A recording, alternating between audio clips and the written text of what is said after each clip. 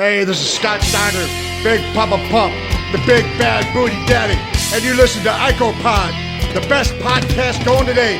Holler if you hear me.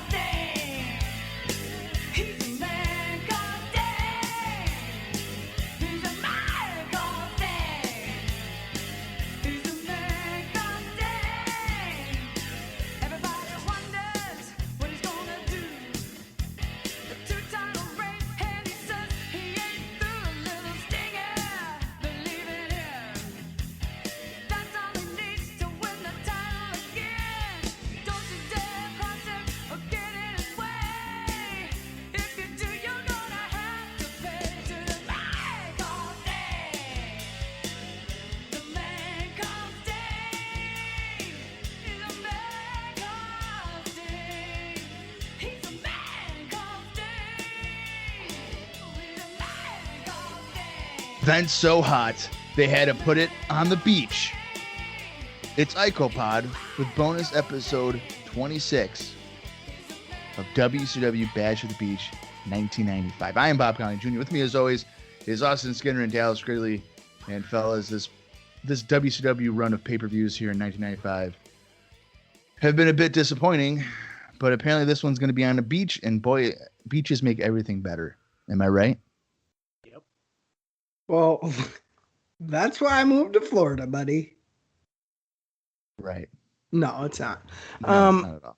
I'm pretty fond of this pay-per-view, as we've talked about before. No real reason, because it's not great. I really think it's the location and the fact that Randy Savage wrestles Ric Flair. Beyond that, nothing super exciting as far as me memory-wise. Although I do want to touch back to the beach theme. Speaking of beaches and maybe beach bods, currently, right now in 2020, I just got home from work and I proceeded to basically pull a Bob and eat 5 slices of a Tony's pizza. So just over half. No, listen, if you're gonna try to slander my name.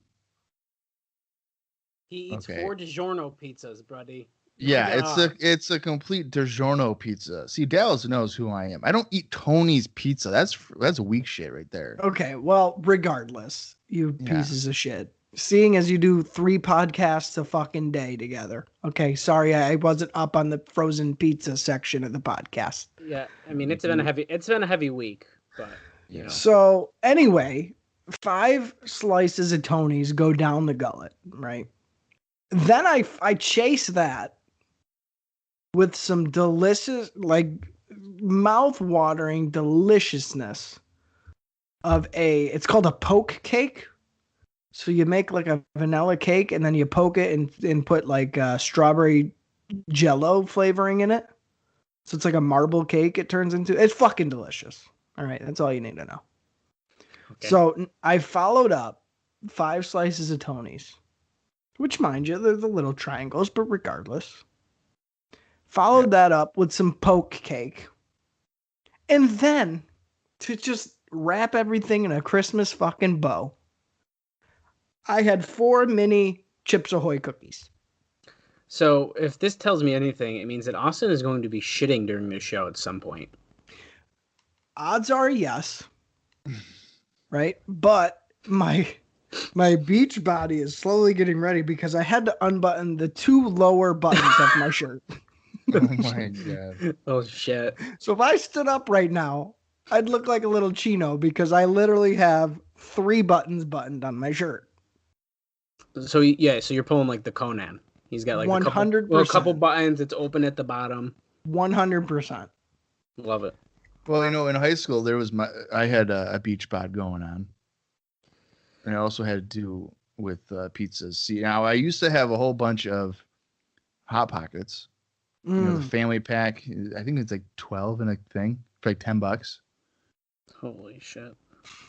Right. So those things would be gone by, let's say, my mom dropped them off at the time at like noon. They'd be gone by about, I don't know, 7. I knew we were fucked when he gave a time, not a day of the week.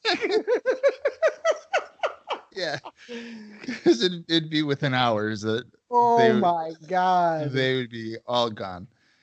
And then, as I got older and I had to buy my own shit, I moved away from Hot Pockets and I went with the Celeste pizzas. Okay. Which are 78 cents. Right. Right. And so I was a bad influence. So when Sarah and I first started dating, we would buy literally like 15 each. Right. Put it in the freezer. So there's like, let's say there's like 20 to 30 of these little small pizzas, right? Well, she would maybe have half of one. I would have 7 or 8 within like a 3-day period because I would just use it as a snack. Ah. So normal people would have like chips or something, or I was like, I want an a apple. snack. Let me fucking heat up a pizza. Yeah, let me get the oven ready, and I never do just one. I never just do one. I gotta do 2. Well, then that's not a fucking snack. I know that, but you're talking to a man that's had weight issues for the past 10 years. Oh yeah, I have no idea about weight issues. I fluctuate quite a bit. Oh my God. Well, I don't want to disparage any names here. I've already disparaged Bob's, I guess, with the wrong fucking frozen pizza brand. Yeah, I mean, if you're gonna fucking throw shit at me, throw it correctly. But I am going to disparage the Mama Celeste because if you are above the age of 13 and you're eating those, you might as well go get the cardboard from the box, slap a little ketchup on there, and eat that. Yeah. No, you're So right. no, I know what you mean, and I feel like they also changed it after a while because I used to love that shit. Dude, me and you would eat them all the time. But again, we were kids. Yeah, but I'm telling you, they also like don't have the little. You remember how they used to come with that little thing that would? It's like the thing that crisps it at the bottom. They don't got that. They don't have that no more. Oh, so it's like rubbery pizza. Dude, it's fucking. Not if you put it in the oven. No, that is a microwavable pizza. That's like not an oven pizza. Right. But you can put it in the oven. Well, guess, like for example, like Mama Celeste, my brother just had one when I saw him last, and I was watching him make it. And it goes in the microwave looking pretty good. Like, oh, okay, that's a good little pizza. When it comes out, It's horrible. Yeah, it looks like fucking molten lava with a couple bricks of pepperoni spread on the top. There's no cheese. It all becomes one entity. Yeah. And it Yeah. looked fucking disgusting. yeah, and I just want to follow up with what Bob said. If I was gonna put a pizza in the oven, I'm gonna get a better pizza that's gonna go in the oven. 100%. That's strictly like I need a quick pizza. I'm gonna get a fucking little Mama Celeste. If I want good shit, you go ahead and say I know what you're gonna say. Like a snack. Well, that's not. I thought you were gonna say DiGiorno, but No, if you want a quick little snack, get a Celeste.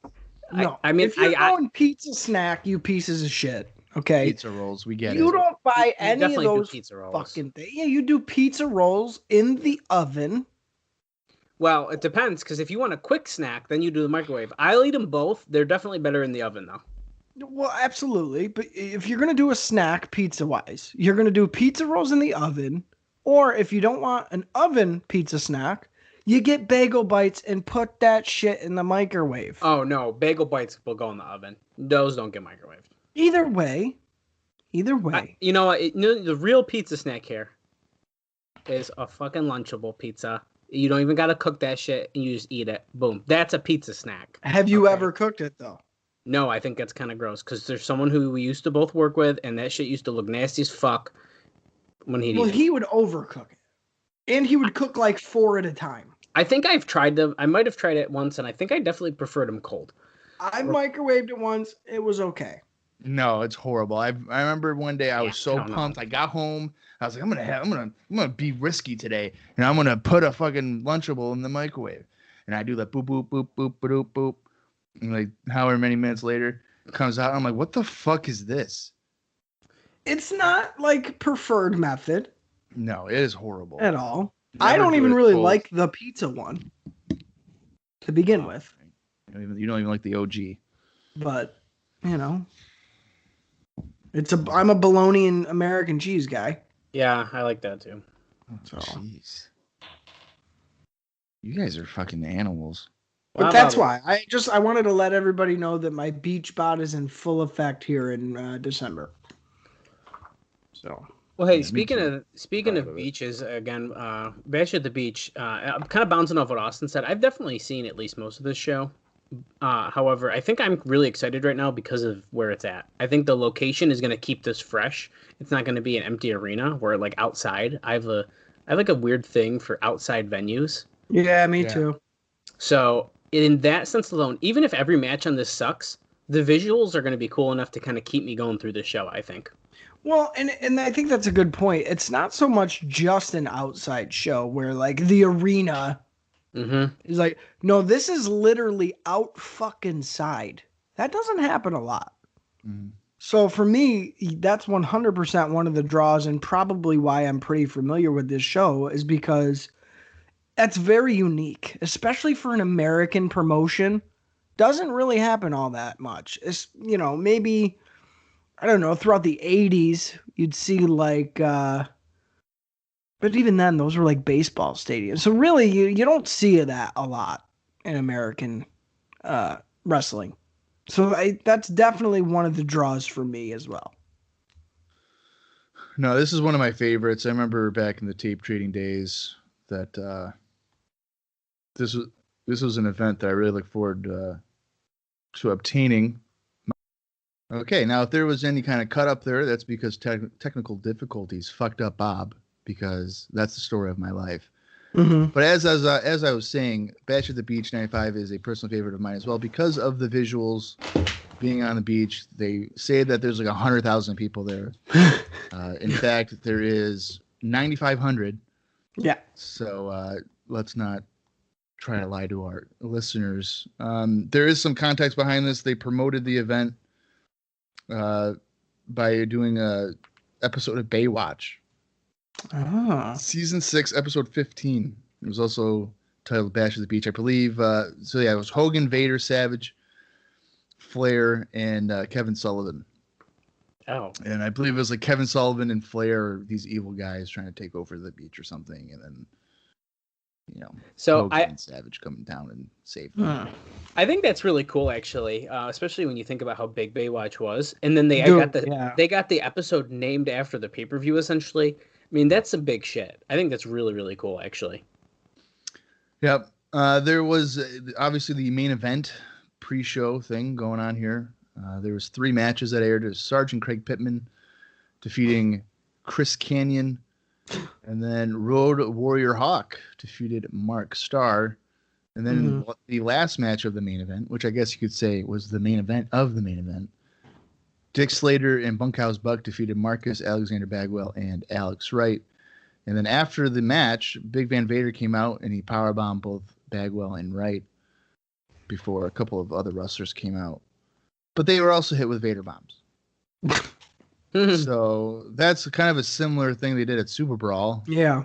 Where Vader attacked Bagwell and Patriot. So they just continued the same thing here.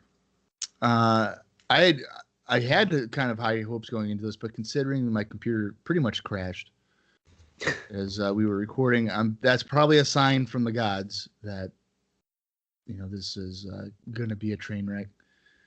I was hoping not to be on here till 10 o'clock, but that might be the case. Wow. I'm not going to run down the card. I think we did that at the Great American Bash. The runtime for this is 2 hours, 24 minutes, and 36 seconds. We're at Huntington Beach, California. The venue is simply called The Beach because that's where we're at, is The Beach. That's a good point, I guess. I like that. I see that too, Bob, because I have that pulled up as well, and I didn't notice that before you just said that. That's funny. Yeah. The date is July 16th, 1995 as well. And then really quick, I don't know if you'll know, but how did they just stop people from standing in the crowd and just watching the show? No, I think that's exactly what happened. Okay, so there's not really, I don't know, I guess a paying audience? Right. I think it's like Sturgis. Oh, okay. That's kind of how I thought it was too. Okay. Yeah, I'm pretty sure you can't possibly. There's no way. It's a public place, you can't. Right. Unless you were to block off a section on each side, I don't know. You could. I mean, we definitely get an aerial view, so we could maybe see how it is. But I'm pretty sure there's people like in the water swimming. No, I'm pretty sure. So, also I want to point out that this is after this pay-per-view, we are all caught up in terms of the kind of being the same timeline as WWF Raw for WCW, because as of course episode 150 Nitro September 4th 95, we'll be watching that. We might have already watched it when this comes out. I don't know. I still have to post Great American Bash when this comes out. So Dallas, these are probably gonna be back-to-back weeks that we're doing bonus episodes. You just hit me up and we'll get those posty boys up for all the people to like and share. Yeah. Well, and really quick, just to talk about that, the fact that we're caught up is weird to me because when we sit down and we watch these WCW shows, to me, they still feel like they're 1993, 1994. They don't feel very different. I would say 94 for sure. Yeah. To whereas if we're watching WWF, 1995 WWF definitely feels different than the previous 2 years, distinctly. Yeah. So I think that's an interesting point to make, that it still feels like if you told me this was 1994 Bash at the Beach, I'd say, yup, you're fucking right, it is. Because it feels the same across the board. I don't think they've changed. Really, I mean, if you want to go from year to date, realistically, they haven't changed much of anything. I'd say for the last year, it's pretty much been the same. Yeah. Yeah. I mean, the last 7 months, we've had pretty much just Hogan and Vader. Right. And Yeah, I mean, that's a Flair's fair point. A lot of the matches have been very similar. Even like Harlem Heat and Nasty Boys have been fighting pretty much every show. And even just the feel, I don't know, like it was weird. Oh, Hogan's in, and then it felt a little different. But like on the whole, as a whole picture, it feels the same. I think it has that distinct WCW smell to it. It hasn't totally lost its scent. Does that make sense? I completely agree with that. Yeah, I agree. All right, well, let's see how this one plays out for 1995 standards. All the other ones have pretty much been boring and uneventful. But maybe Vader comes out in a bikini and really gets us going. Who knows? We'll find out. But if you want to watch along, head over to the WWE Network. Hopefully, your computer or phone or television don't crash and burn. That would be ideal. Or find it in your personal collection, and hopefully if you put in that illegal DVD that the FBI doesn't come to your door and be like, are you watching Bash at the Beach? And they send you away for 5 years in prison and a $500,000 fine. My question there is it worth it? Was it worth it to get Bash at the Beach 95? Well, we're going to find time out. in jail. And, well, I already know the answer, and it's yes. Oh, It was yeah. completely worth it. Right. Okay. And if you don't think for a second that I would snitch on everybody else, you don't know me. All right. So I'm going to count down from 5, and then we're going to watch this likely disastrous show. Here we go. Oh, by the way, you might want to get that 15-second ad out of the way. Progressive flow, whatever. So pause it, get that through, and welcome back. Okay, here we go. 5, 4, 3, 2, 1, play. Yay! Oh, We're yeah, getting the- baby. We're getting the aerial shots. Oh, Slim Jim, baby. Now we know why Randy Savage is in the main event. Yeah, no kidding. He should be the WCW champion. Did Hogan ever have a Slim Jim deal? No. Yeah, exactly, buddy. Oh my God, I a like lifeguard match. I like how Savage is the voiceover for his own match. Randy Savage, which is me, brother. Hey, I think that even though these are absolutely ridiculous, this is, I feel like, an upgrade of their graphics compared to what they've Really? You done. thought it was an upgrade? Compared to the other ones they've done? Holy Yeah. shit. An upgrade as far as the match graphic is what I should say. Whoa, look at that crowd. Yeah, so there's people just literally laying on towels on the beach, and there's Yeah. a ring behind them, and they're not looking. Yeah. Good thing they have a light set up in case it wasn't fucking bright enough. Yeah. This is insane. I mean, could you imagine being there? Right. That's what No, I I mean. bet. You just don't get that in wrestling a lot. Be way too hot for me. Look at Joe Dirt standing behind these two clowns. Yeah, right over Holy Bob's shoulder. shit.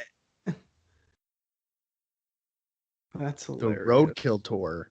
Vader's Roadkill Tour comes to an end right here tonight. I want one of those red polos. No, those I wanted Macho Man's shirt that he had in his little still there. Yeah. I love Tony's sunglasses, by the way. He's so cool. Of Remember course, when? Hulk Hogan and Vader. Remember at the fair when I had that guy do that Randy Savage shirt, and he was like, "Thank you," Yeah. Yeah. Yeah. and I was like, "What do you mean?" He was like, "You know how many times people just want their name or like a heart? Yeah, He's I like- do remember that. This is gonna be a challenge." He's like, "Thank you," and he crushed it. It was great. Yeah, he did. I forgot about that. You got that, but that did turn out pretty good. Yeah. For some random airbrush guy doing it, absolutely. At Yeah. the fair, yeah, it was At like the fair. 20. It was like $20. Yeah. Nah, it was pretty cool. He shortchanged himself. Well, as we're getting this package of Meng, I noticed too here. So our buy rate for this show is a 0.82, and Oh, that's compared to Great American Bash, which was a 0.51. Mm-hmm. So, and I think that kind of plays into what we were all just talking about of not even just the matches. I mean, it is a fairly strong, especially like main event part of the card, but I think just the feel of this show is going to be so different that I think that alone is people were just like, wait, a cage match on the beach? No, it's Hogan. Hogan was on the last show too, wasn't he? No, he didn't wrestle. He wasn't promoted. No, he wasn't Flair, promoted. It was Flair and Savage. Oh, that's right. Okay, well, I still think it plays part in how different this I show do is. too. I think it's a mixture of the ball. I think they're like, oh, I wonder what this is going to look like. And it's also Hogan. Yeah. I mean, yeah, that's fair. We have this weird video package going on right now. It's not good. With Meng. It's got weird music. There's like fade in and out effects from fucking Windows Media Player. Yeah, it's like focusing on his eyes. He was in the mountains or something, or like a cave or whatever, and just moving his arms around like an idiot. Oh, look at Stinger. Look at Mean Gene. So they're clearly like on a backdrop outside. It's blown in the wind. Oh, yeah. Yeah. You know something, Mean Gene. Well, let me tell you something. I'm not going to talk about Brian Knobbs tonight. I swear to God, Gene, it's not going to happen on this show. But you know what I am going to do? We're going to talk about Stu Hart. We're going to talk about Angelo Poffo. And we are going to talk about... You want to see a whale blow water out of their fucking hole? Just put Brian Knobbs in the fucking ocean, brother. And he'll do it. Because his asshole will squirt out water so high. But why is Mean Gene Gene's like liking it. Look. He's like, maggots. Things like, my mom and dad are here, and we got waves and waves of little stingers, brother. And not the kind of little stingers you're talking about, but my fans. That's what they are. They're the little stingers. We all got little face paint on, and we are ready to defend this title against Meng because fuck it. He's the tough guy, but I'm Stinger. I got orange pants on, and what do you got on? A fucking red polo? Well, that's too fucking bad. I'm the United States champion. Yeah, brother. Look at that tan. I was on... Sting's chest is redder than Mean Gene's shirt. Dude, I was just going to say, he definitely has a sunburn. 100%. Well, they probably told them they all had to get sunburned since they're on the beach. Look at that. That's visually, that's impressive. See, does that look like 9,500 people? It looks like no. More. Okay, wait. I take back what I said about the graphics. Look, this sucks ass. That's bad. Yeah, that's not great. Oh, hello. Is that Miss Elizabeth? Mind you, boys, as we're talking about statistics for this pay-per-view, do you know why it was a half hour shorter? I don't. Oh, is it because of something with the fucking sun burning everyone? Bob, do you know? No. Legend has it that the reason it was a half hour shorter is because you have to wait 30 minutes after you eat to be on the beach. You're unbelievable. Oh, but shit, that was good as fuck. That was wicked good. Oh my god. So now the weird thing, so Meng is coming out right now, and the weird thing is like we're used to like pyro, we're used to like a Tron with the videos playing, sparkly curtains and shit, and nope, he comes out and there's a fucking little tent behind him. Yeah, they're like, get the fuck out there. Bunch of shirtless guys ringside, and Meng is like, fuck it, I'm not wearing face paint tonight because I'm gonna sweat all that shit off. I bet you we still get fireworks. Oh wait, there is a screen right there. Holy shit. Okay. Yeah. It's like a truck. And don't forget, they obviously haven't learned any lessons from WrestleMania 9 or the Intrepid, because if you remember, 9 was covered, the Intrepid was not, and the mat was notoriously hot. This is not covered here, so I'm sure it does not feel good. Yeah, I can't imagine it would. Well, you got to think it's probably been baking in the sun for hours before the show. Oh, yeah. In the California sun, where it's just like gross heat, I feel like. And also, Meng is wrestling barefoot. Yeah, I mean. Yeah. So he's probably getting like heat blisters on his fucking feet. Yeah. Look at him looking at his waves of little stingers. Look at all the stingers. Oh, Buffer's starting out. He's wearing a suit, this idiot. Full suit on the beach. Full suit. Why are they getting a Buffer introduction? Look at the sunglasses. The title match. Bash at the beach. Is it hot out here? Is it just me? My God, I got swamp ass already. Are you ready to let's see get ready to go swimming balls. in my pants? See, there you go. Great. Come on, Buffer.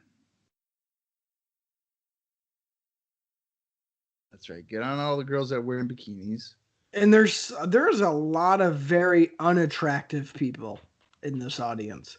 But it's a wrestling show, so that's like a must. Well, it's a wrestling show and you're on a beach. I think the two combining worlds, you're going to get some pretty gross looking people. Yeah. Man, I'll tell you what, though. This would be cool as fuck to be at. We are also included in that. Well, that's fine. I just told you about my unbuttoned shirt. Right. I have no delusions of grandeur over here. And I told you guys that in a matter of about 6 or 7 hours, I could have 12 Hot Pockets. Well, and I've been told I look homeless a lot, so whatever. Sometimes I get the meatball one. Don't judge. I don't think I've ever put a Hot Pocket in my body. Oh my God. If you haven't at this point, your body would probably shut down. Yeah.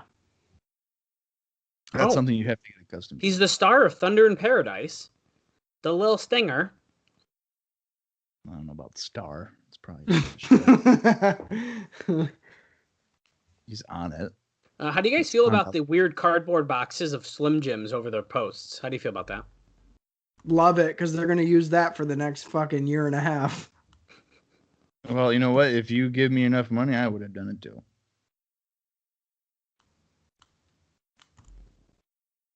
I like how Bischoff constantly says that Slim Jim paid for Randy Savage's contract. They did, yeah. I love that. He's a genius, man. Oh, here we go. Oh my god, Meng is a beast. Look at this. He's shooting. Oh, dude, he's mega shooting. He's like, my feet are hot, so I'm kicking hard. Just keep him off the ground. He don't care. And Sting's like, I'm wearing my kicking hard. Yeah. See? I want his feet to get blistered up. That way, when he does that, loose skin just hits Sting right in the face. It flaps. Oh, God. The blister juice rubs the pain off his face. Yeah. Did I ever tell you guys a story about one time when I used the monkey bars and I was going really good? I was like young. I was like 8. I was gonna say, you ain't doing monkey bars now. Yeah, because he would go to grab him and Bob would just be standing on the ground because he's so fucking small. Yeah. That's exactly what would happen. But I was doing it, right? And I dropped down and I was like, what the fuck? Why do my hands hurt? I looked at it. Blister. Like just boom, boom, boom. Like so this bleed. I was screaming. I ran home. Were they wooden? No, they were metal. Oh. You probably like and then probably like, but you would think that would take some time. I did it like twice. Nah, man, that shit. I feel like like a blister happens quick. Yeah, it's amazing. I was shocked. Oh, it sucked.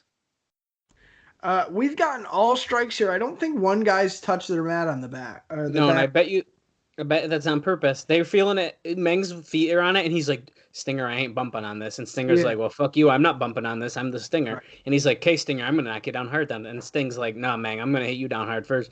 And then Meng is like, no, brother, I'm going to hit you first. And Sting's like, nah, I got waves of little stingers here. All right, thanks, Dallas, for that input. That's some fucking play-by-play shit right there. That's how they're saying. How many back bumps do you think we're going to get on this show? Less than 20? Yes. Oh my God, I hope fucking not. We're going to count. We haven't seen so far. We're going to keep track. And if we break 20, we'll stop counting. I got to tell you, I feel like Sting is in better shape than we've seen him ever. I would say so, yeah. He's got some serious abs going right now. He also has a tan. That's fair. Which is nice. He usually doesn't have a tan, not at least in the key moments of his life. Right. When it counts. Right. He had a year and a half to get ready for it, and was just like, nah. Nah, I ain't feeling it, brother. Nah. I've been having DiGiorno pizzas. I'm not working out. Fuck that. Still all strikes here. Not even like a rest hold. Well, there we go. Yeah, but they're standing. They're not even kneeling. Oh, okay. Shouldn't have said nothing. And mind you, much to Dallas's point, as if it wasn't hot or bright enough, they have lights on over the ring. And they're actually on. Like, why? Yeah, they're on. Well, it probably takes a minute for them to get heated up, so they're probably thinking to start them now, and then as the sun goes down, they're already on. Nah, that sun ain't going down. I don't recall that this show ending in dark though. That's what I'm No, saying. me neither. Because you have to think this show started at 8:00 Eastern or 7 maybe. I don't know. It'd be So it's only like 4 there. 4 or 5 at max. Yeah. Yeah. And in July. Right, and if this ends in 2.5 hours, Wait, you're did ending Sting at just- 7:30, 8:00. Did Sting take a back bump or did he just like kind of fall down? I don't know. I was talking, but he did go down, so So- we'll count that as one. Okay, fine. That's one. If Oh, their but he He back didn't hits the stay down mat, very long, I'll tell you that. The little stingers are cheering for him. He's getting hyped up. He's got an arm wrench on Meng. Meng is like, "Ow, brother, that hurts killing me." I right now." bet He's like, you "Listen." Sting was like, guys, all right, I'll test it out. I'll let you know. He's probably gonna go back there and he's gonna be like, yo, Duggan, Don't go down. don't do it, bro. Don't go down. You will. You're gonna in a minute. You're gonna see blisters on Sting's back because it's so fucking hot. Yeah, all the other wrestlers are gonna come out wearing t-shirts. That'd be That's funny. what I would do. God, I wouldn't be surprised, dude. Well, then, the Nasty Boys won't have a problem. They always wear shirts. Right. We're not gonna get a suplex on Bobby this. Heenan says the Baywatch Like, girls no, were I'm winking not at him. doing it. These heated coals on the fucking mat. Get out of here. They've done nothing. Yeah. This is. I mean, when you really think about it and put it in context, I mean, they're definitely avoiding doing anything on the mat. No Yeah, doubt but look about at this. I mean, he's got the strategy of he's trying to push Sting into the corners. He's like, Sting. Well, I bet you those ropes got to be hot too. So right I now, was Sting's just thinking that, yeah. Hiya, hiya, hiya. Here, tossing Sting off the rope, and he's like, no, ducking that clothesline. And he's like, no, clothesline. And Meng's like, fuck you, I'm not bumping. I'm not going down. I told you that already. And look at Sting's paint's melted off of his face. It's almost completely gone. And he has done nothing. So you know how that's just because he's sweating. Yeah. You would have thought this has been a 40-minute classic with how Sting's face paint's already off. For once, Colonel Robert Parker's like rag that he wipes his face with actually it makes sense. It's Right. fucking Yeah. 90 degrees out. This is funny shit. Yeah, they're really just trying to avoid it at this point. Well, Well, that's two. Sting A again. scoop slam. Yeah. He's gonna move. Oh, misses the diving headbutt. Oh, here we go. Get out of here. After getting beat up the whole match, if he Get out fucking of here. They've done nothing. Nope, this is it, brother. He ain't gonna get it. if Meng taps out, that makes him look like a bitch. Look, he's calling for the Stingers. He got it. He's locked not in. tapping. Oh no, here comes Robert Parker. Sting's like, God. I didn't think damn so. it. That Why'd must he have come hurt off his it? belly though, because Parker's on there. So what? Oh, kick to the ribs by Meng from behind. Meng is like, yeah, you like that kick? It's because my foot's hot, bitch. You could kick a hot pocket and it'd be cooked. Oh yeah, for sure. Sting's like, fuck, finally some shade. Let me hide behind these stairs.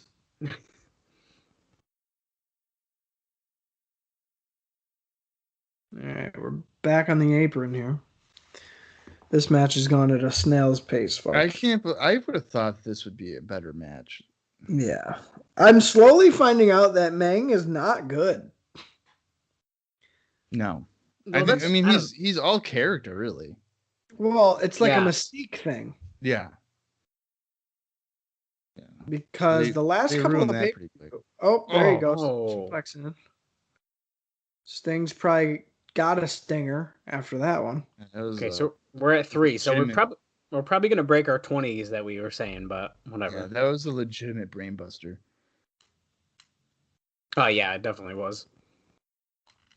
Oh boy, here we go. Backbreaker. Didn't hit the mat. That doesn't count. Another backbreaker. But like what I was saying for Meng, really the last couple of pay-per-views we've seen matches of his, they haven't been anything great. No, Well, I don't. He's only really wrestled Sting, right, on pay-per-view? Well, and he had his little fucking karate match or whatever. Oh, right, with Duggan. Yeah. I don't know. He doesn't really do it for me. No. I agree that he's definitely really just the character and like definitely the mystique. When he was just like the bodyguard guy, I was like, oh, okay, he's a badass. Yes, agreed. And now he's a karate master apparently or some shit. And like, Yeah. I enjoy Meng when he's with the Barbarian. Yeah, when he's not like just a gimmick. Yeah. Look at this. I bought into the Tongan death grip as a kid. I thought that was devastating. That does look like a shit ton of people.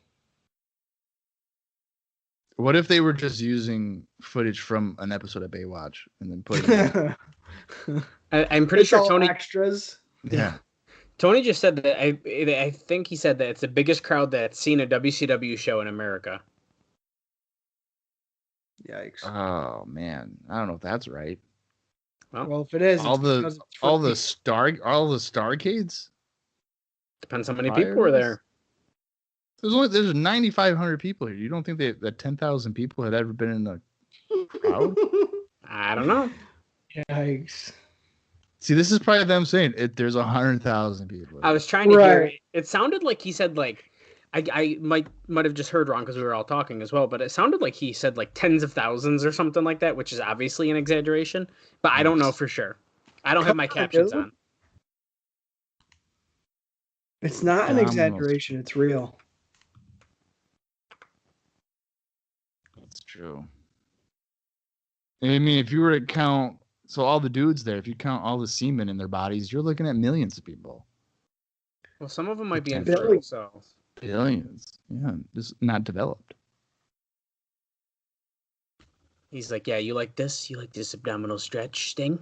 So the ref's like, can I rub your nipples, Sting? They're pretty fucking hot, what is he man. doing? Pretty fucking hot. And Sting's like, hey, brother, can you stop fucking doing that? And Meng is like, God damn it, I gotta tiptoe because my feet are so fucking hot. Sting, did anybody tell you that your nipples remind them of pepperoni slices? Man, I could go for a DiGiorno pizza. Oh my god. That's what the referee was saying. How long under the lights do you think? Do you think we could heat one up in the next video package or what? Sting with a sunset flip. Meng's like, nah, fuck you, I'm not back bumping, god damn it. No. I don't think. Oh, he did. We took one. Oh, we got to the. Well, that shit was quick though. He's like, nope. We done. Yeah, I'm up. Oh, sunset flip, but Sting's gonna counter with a What the fucking splash right to Meng's forehead, and Meng's just like, fuck. What the fuck? Sting just did the bonsai drop to fucking Meng. Why did he jump, flap like a flounder, and then land on it? Destroying him. Literally destroying him. He like flattened out. That was a bizarre method of doing that. I liked it. Now he's doing like a junkyard dog gimmick here, just crawling around, headbutting Sting. And him being Meng, unfortunately. Yeah. That was pretty funny shit right there. Oh my god, he's gonna tap out. Sting's gonna tap out. Tony goes, I don't know what type of movie he's gonna do to him now. Because he's essentially doing a one-legged Boston Crab, but with both legs in the same arm. So, so basically, Sting's nuts are being squished. Pretty like much. Tony's like, well, it's a version of a Boston Crab. He's got, if you see there, his legs are under his arm. And I guarantee you, Bobby's saying Boston, but we're in California. Meng's like, it's over. He tapped out. Bobby Heenan should call it, that's a California roll. Like sushi, because, I'm sure Meng eats that. All right, back to you, Tony. Oh, my God. What? Missing the elbow. The Stinger's alive. The fans are going absolutely fucking wild. And Yeah. Back suplex. Oh! Meng's like, fuck, that knocked my other sock off. His other sock.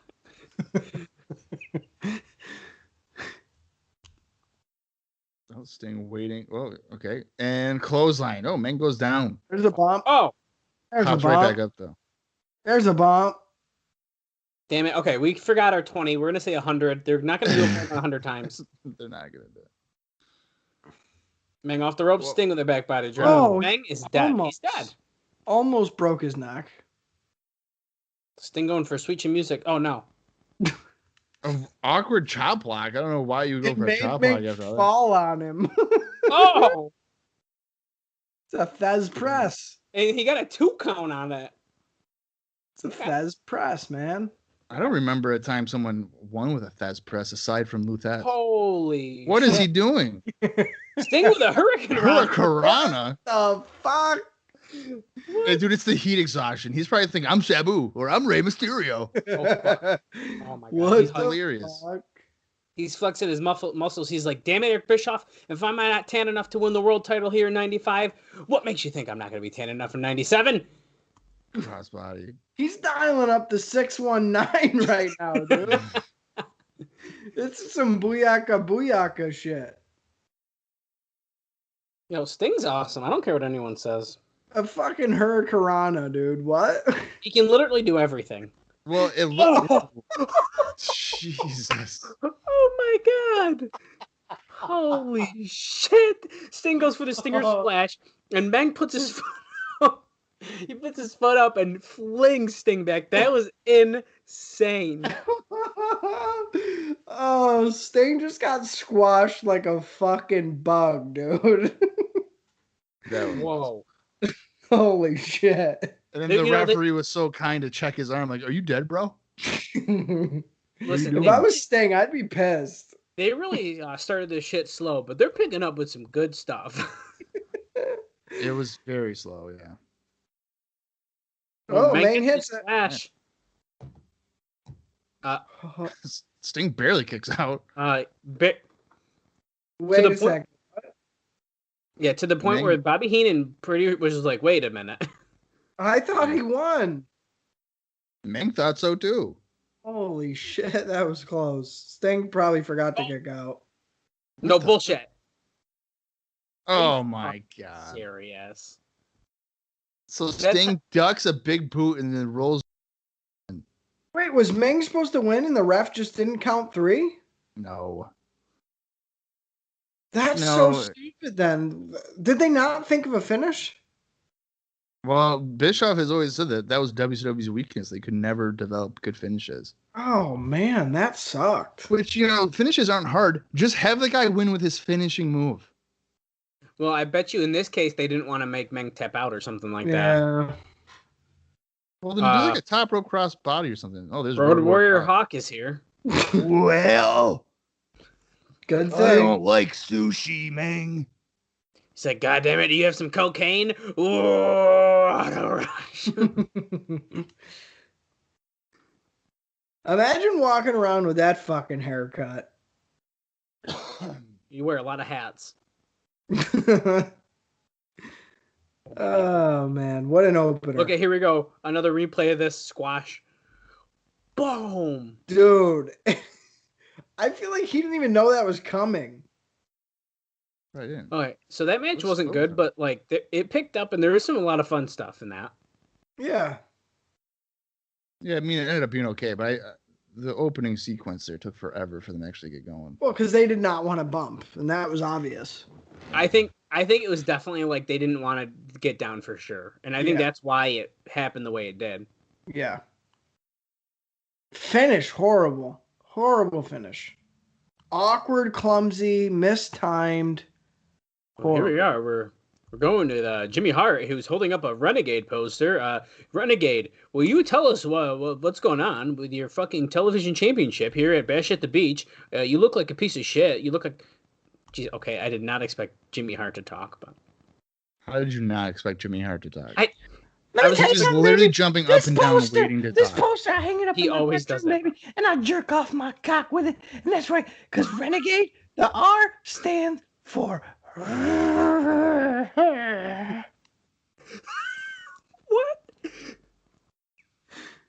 Come on, cut Renegade's promo, dude. It's only 3 words. I'm gonna... Terminate on site. That's what he just said. And then he All was right, okay, I'm going to take this magazine and I'm going to shove it up Jimmy Hart's ass later at Jimmy Hart's Bar and Tiki Grill. And we're going to go back to you, Tony and Bobby Heenan. Get this motherfucker away from me. Okay, back to you. The Renegade and Jimmy Hart. If that's not a best combination, I don't know what is. Oh, you should Oh, Renegade God. defending the TV title against Mr. Wonderful Paul Orndorff. God. This is going to be awesome. Oh, yeah. Oh, I'm so excited. Wait, where's his coat? Oh, he's probably hot as fuck. He's not wearing no fucking robe. It's It his doesn't gimmick. fit anymore. Yeah, well, he's not stupid. Yeah, but if Robe that's just your doesn't gimmick, fit anymore. what? Because of his fucking arm. Well, did you know that he can technically hit a child with that arm because it's the size of the average 9-year-old? Oh, hold on. Sorry, I lost my train of That's thought. fucked up. Did you know that? It's true. I've heard that rumor before. Yeah. Oh my god, the little kid was giving him a middle finger, I think. That's probably Poor me. fucking guy. Because that's the kid he hit with it. Yeah. With it. Fuck you both, It's not- dude. It's not real. Fuck you both. It's not real. It's not real. Fuck you both. Wait, they did just come out with a new Paul Orndorff action figure. I'm wondering if they did like the No, real I already scale. looked. I Okay. looked at You it. It's already not- looked? Yeah, it's the first thing I looked for. I saw it at Target and I was like, Oh dude, my- if this has the atrophy arm, I have to get this. Wait, you can't go. And- You can't go to Target. Yeah, I can. And then it did not. Oh, There's Jimmy It- Hart. I think it was like a 1985 version of Paulo Orndorff. Yeah, that's so a good point. he was all Here jacked comes up. Renegade, who's fucking high on cocaine. Renegade fucking sucks. Oh, I didn't realize the ring's on a platform. I guess that makes sense, but I didn't realize it. You just thought it was right on the sand? Well, no, I knew there was something down, but I didn't know Oh. it was on a raised platform. Yeah. What was he doing? Was he going? He was playing to the wrong camera? Probably.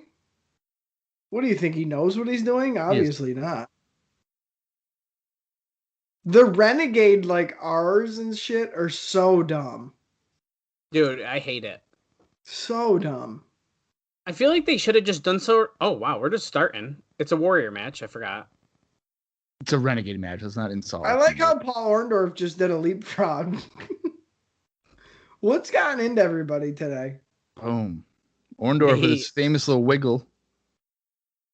Wiggle They flop. must have served tacos at catering, so everybody thinks they're a luchador or something. Jesus. I'm telling you, it's the delirium of from the heat. Oh, he Oof. spits in the crowd. He's pissed. I think Brian Knobbs is going to come out dressed up as Johnny B. Bad.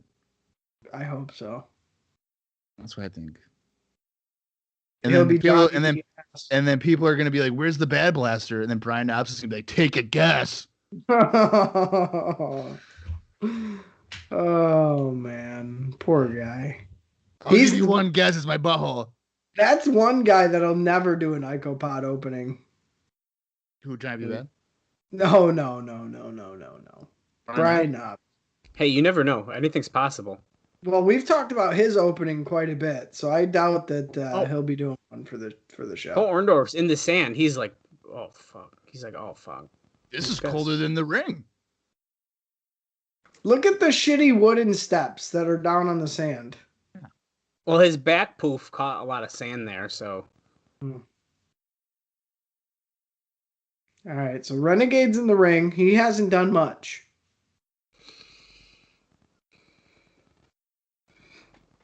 I think Brian Knobbs would do an opening for us. Having Renegade on your show is like having a nice Corvette, and then underneath there's nothing. It's just the shell of the Corvette and no wheels or fucking anything else. It's just the shell. It's like, man, that looks cool. What the fuck? No, the Renegade is like, if I were to try to buy, let's say I scammed the New York Mets into thinking that I had enough money to buy them.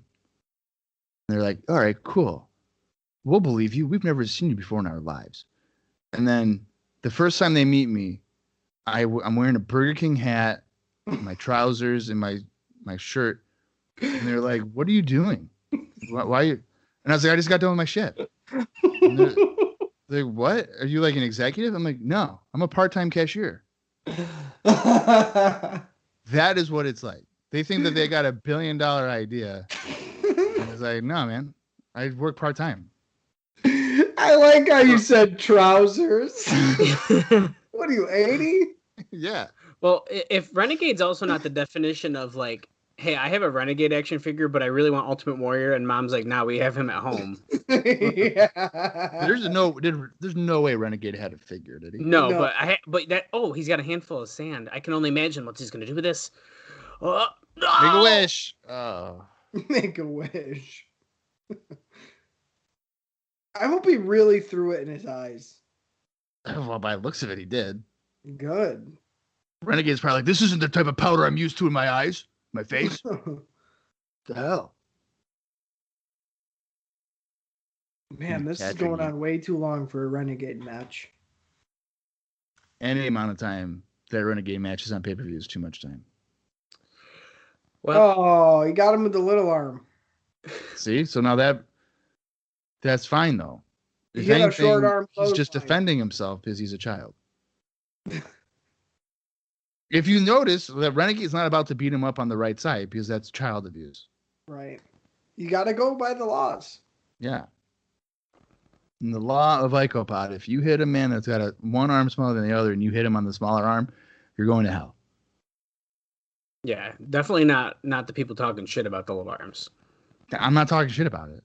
No, It's a short arm clothesline, guys. Get over it. Did he even hit that yet? I don't know.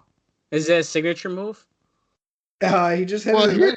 He just hit him with a forearm. He just delivered a forearm with his child arm. Oh, okay. That was a good one, Tony says. But to me, that was about a solid 2 out of 10 for a drop kick. See, now if Orndorff just stood like that his entire career, he's great. He's looking good. It's just when he turns. Yeah, nothing to worry about. And then right now, it's like, what happened? He should have just got the neck surgery when he could have got it. I know. What the fuck? Well, that goes into. I gotta lose to Hogan every night. Gotta get that money. Well, that's what goes into like the boys would think that they're gonna lose their spot, so they wouldn't get surgeries and shit. And yeah, Renegade with the greatest drop kicks I've ever seen in my life. And he's given Orndorff no time to sell them. Yeah, the crowd went. You can hear a pin drop on the beach, dude. Wicked quiet. Wow. They're booing him. Yeah, they don't give a fuck about this guy. Because it's a fake Ultimate Warrior. Who would cheer that? They're cheering Orndorff. Good. Come on, baby. Come on, baby. You want some beans and taters? Beans and taters. Beans and taters. Let's go, baby. Come on. Give the ring, baby. I think, and I've said it on the podcast before, I think Paul Orndorff's underrated in reality. I would agree with that. I like Paul Orndorff. I think, yeah, I mean, I liked him in Pretty Wonderful, too. Well, even back in the day, I think for Hogan to have somebody to face off like Paul Orndorff, it was perfect. Yeah. Are you fucking serious? Oh, my God. He did a fucking back suplex and won. Oh, wait, Orndorff is saying that he was pinning him, though. That was fucking stupid. What Another dynamite finish was there. That? Second time someone won and the champion retained, and they're beating him up after the match, too. Yep. But the crowd is popping huge for this. Good. Oh boy, he's gonna go with the pile driver. The fans are like, fuck yeah, kill this fake warrior, dude. Oh, and down. Oh, They're going nuts. Oh no, he's no selling it. He sat up like the Undertaker? Yeah, pretty much. Oh my God. What is he doing? Oh, he's going to the top rope. Paul Orndorff's in the other corner with the ref. He's sitting there. He's waiting on Orndorff. Oh, brother. That was dumb. This is going on way too long. Yeah, here's a time check for everybody. 37:27. Holy shit, we're 30 minutes in. We've seen 2 matches. Yeah. Oh my God. Yeah. That's not good. Fuck the Renegade. I think he's my least favorite WCW guy we've seen so far. She had huge tits there in the audience. Whoa. Oh, I'm not a fan of Equalizer, Dave Sullivan. Dude, I am. Okay, so fuck you. Fake Hulk Hogan. I'm not a fan of current fucking Equalizer, but you know. Well, when's the last time you saw Equalizer? No, you know what I'm saying. You said current 2020. Oh no. I'm saying 1995 Bash of the Beach era. Oh. Dave Sullivan, not a fan. Equalizer, yes. Our all-time favorite, Jim Steele. I prefer Jumpin' Jim Brunzell. Oh, Dungeon of Doom. Oh yes, I'm excited. Right, so this is, I think, the true beginning of the Dungeon of Doom. Dungeon of Doom. Oh, great. We're going to see Dungeon of Doom shit. Let's go. Father, I have the goblet of darkness. I feel your power. Father. Now That's pretty good Sullivan. Christ, the immortal Hulk Hogan.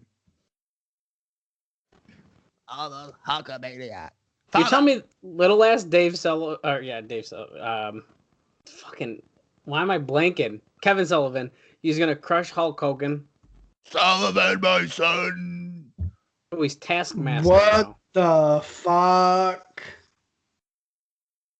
Who the Solomon Grundy fuck is this? That's his father. You know what's funny is I remember seeing these segments, and then you can definitely you can see that they're on a lot, like some kind of stage. Because the way the camera cuts, like you can see the curtain. What are you doing? This is such like a bad Power Rangers villains. Oh, yeah, 100%. Dude, that's such a good example. It's like so bad. So wait, Kamala? Yeah.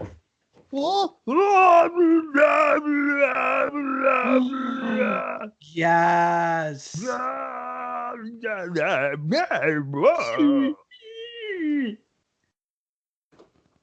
Fuck you out of this. But it's important to note, no kimchi. Wait a second. What did you just say? There's no kimchi. Okay, fuck no to this. Well, I can guarantee you one thing. Kamala is here, and he's going to kick some... Hey, Hacksaw, why don't you tell us what you're going to do to Kamala in the Dungeon of Doom fucking match? Because that's what we're happening. But right now, we're actually on the beach, so, hey, throw that 2x4. What do you say? I'll tell you something right now, Gene. You see that piece of wood that I just threw in the sand? Let me tell you something about it. Pretty soon, Kamala's going to need to cut that in two and stick it on the lower bottom of his fucking body, because those are what he's going to use for legs. Oh, my God. Fuck. Oh, my God. Fucking A. Oh, my God. Kamala, you're looking into your future with this 2x4. Oh, my God. Holy fuck.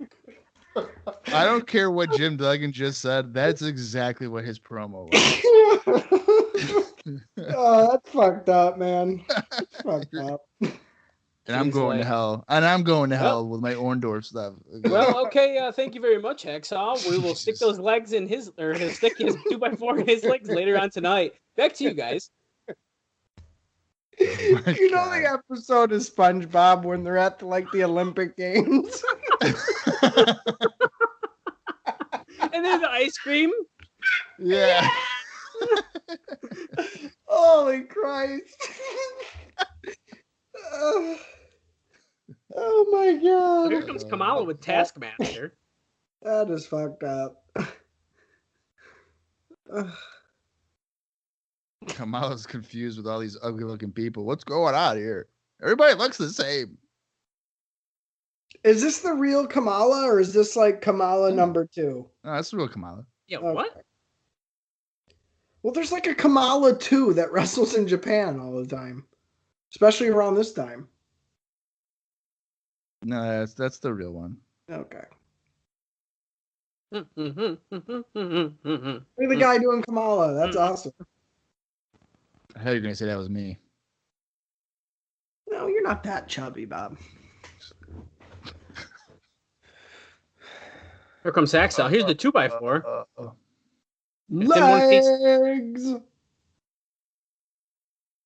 I'm hoping that I will tweet a picture to Hacksaw and then he will crop our logo out of it again and then post it on his page because he's done that. Probably.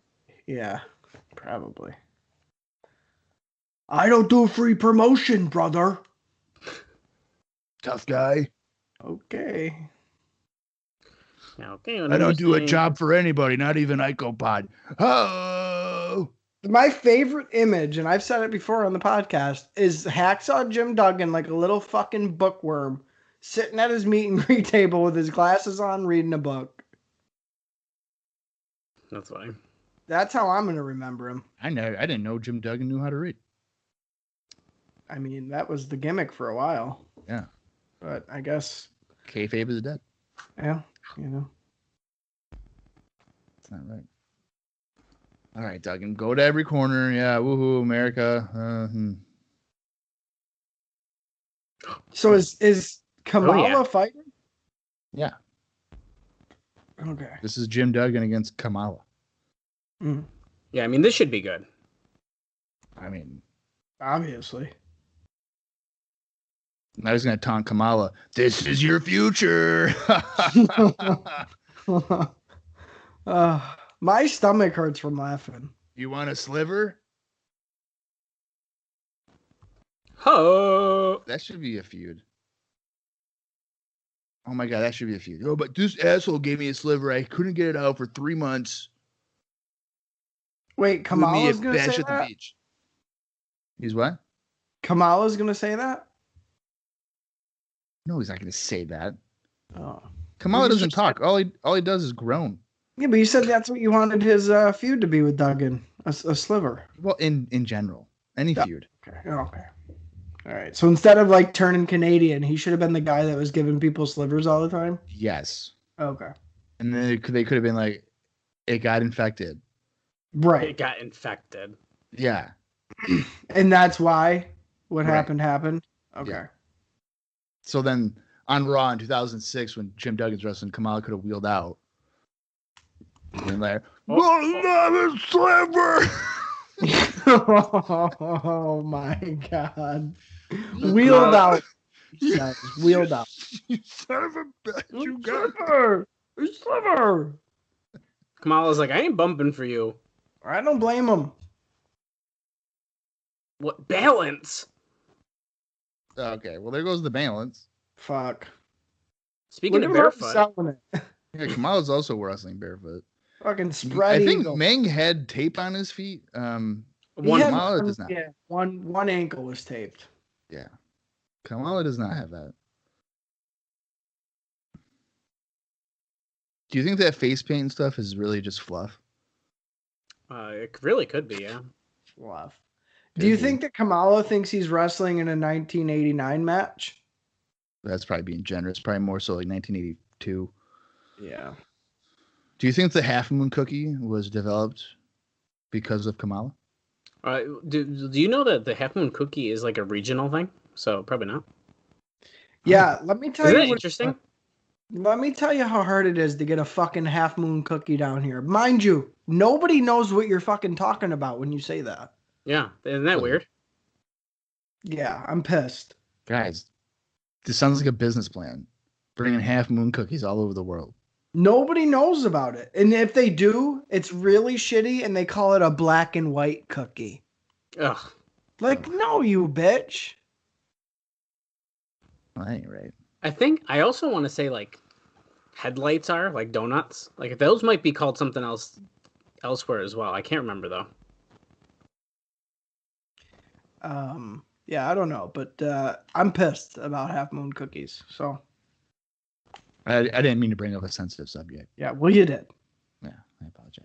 It's just like Austin. You can find really good pizza down in Orlando, right? Absolutely fucking not. I enjoy 2 pizza places, and like one of them's a chain, not like a fast food pizza chain, but one of them's like a franchise. And then the other one is kind of a franchise, but just to Florida.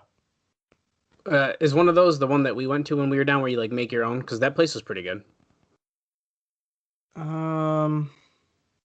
It was like at Pizza or something like that. Oh, they went out of business, Pizza at.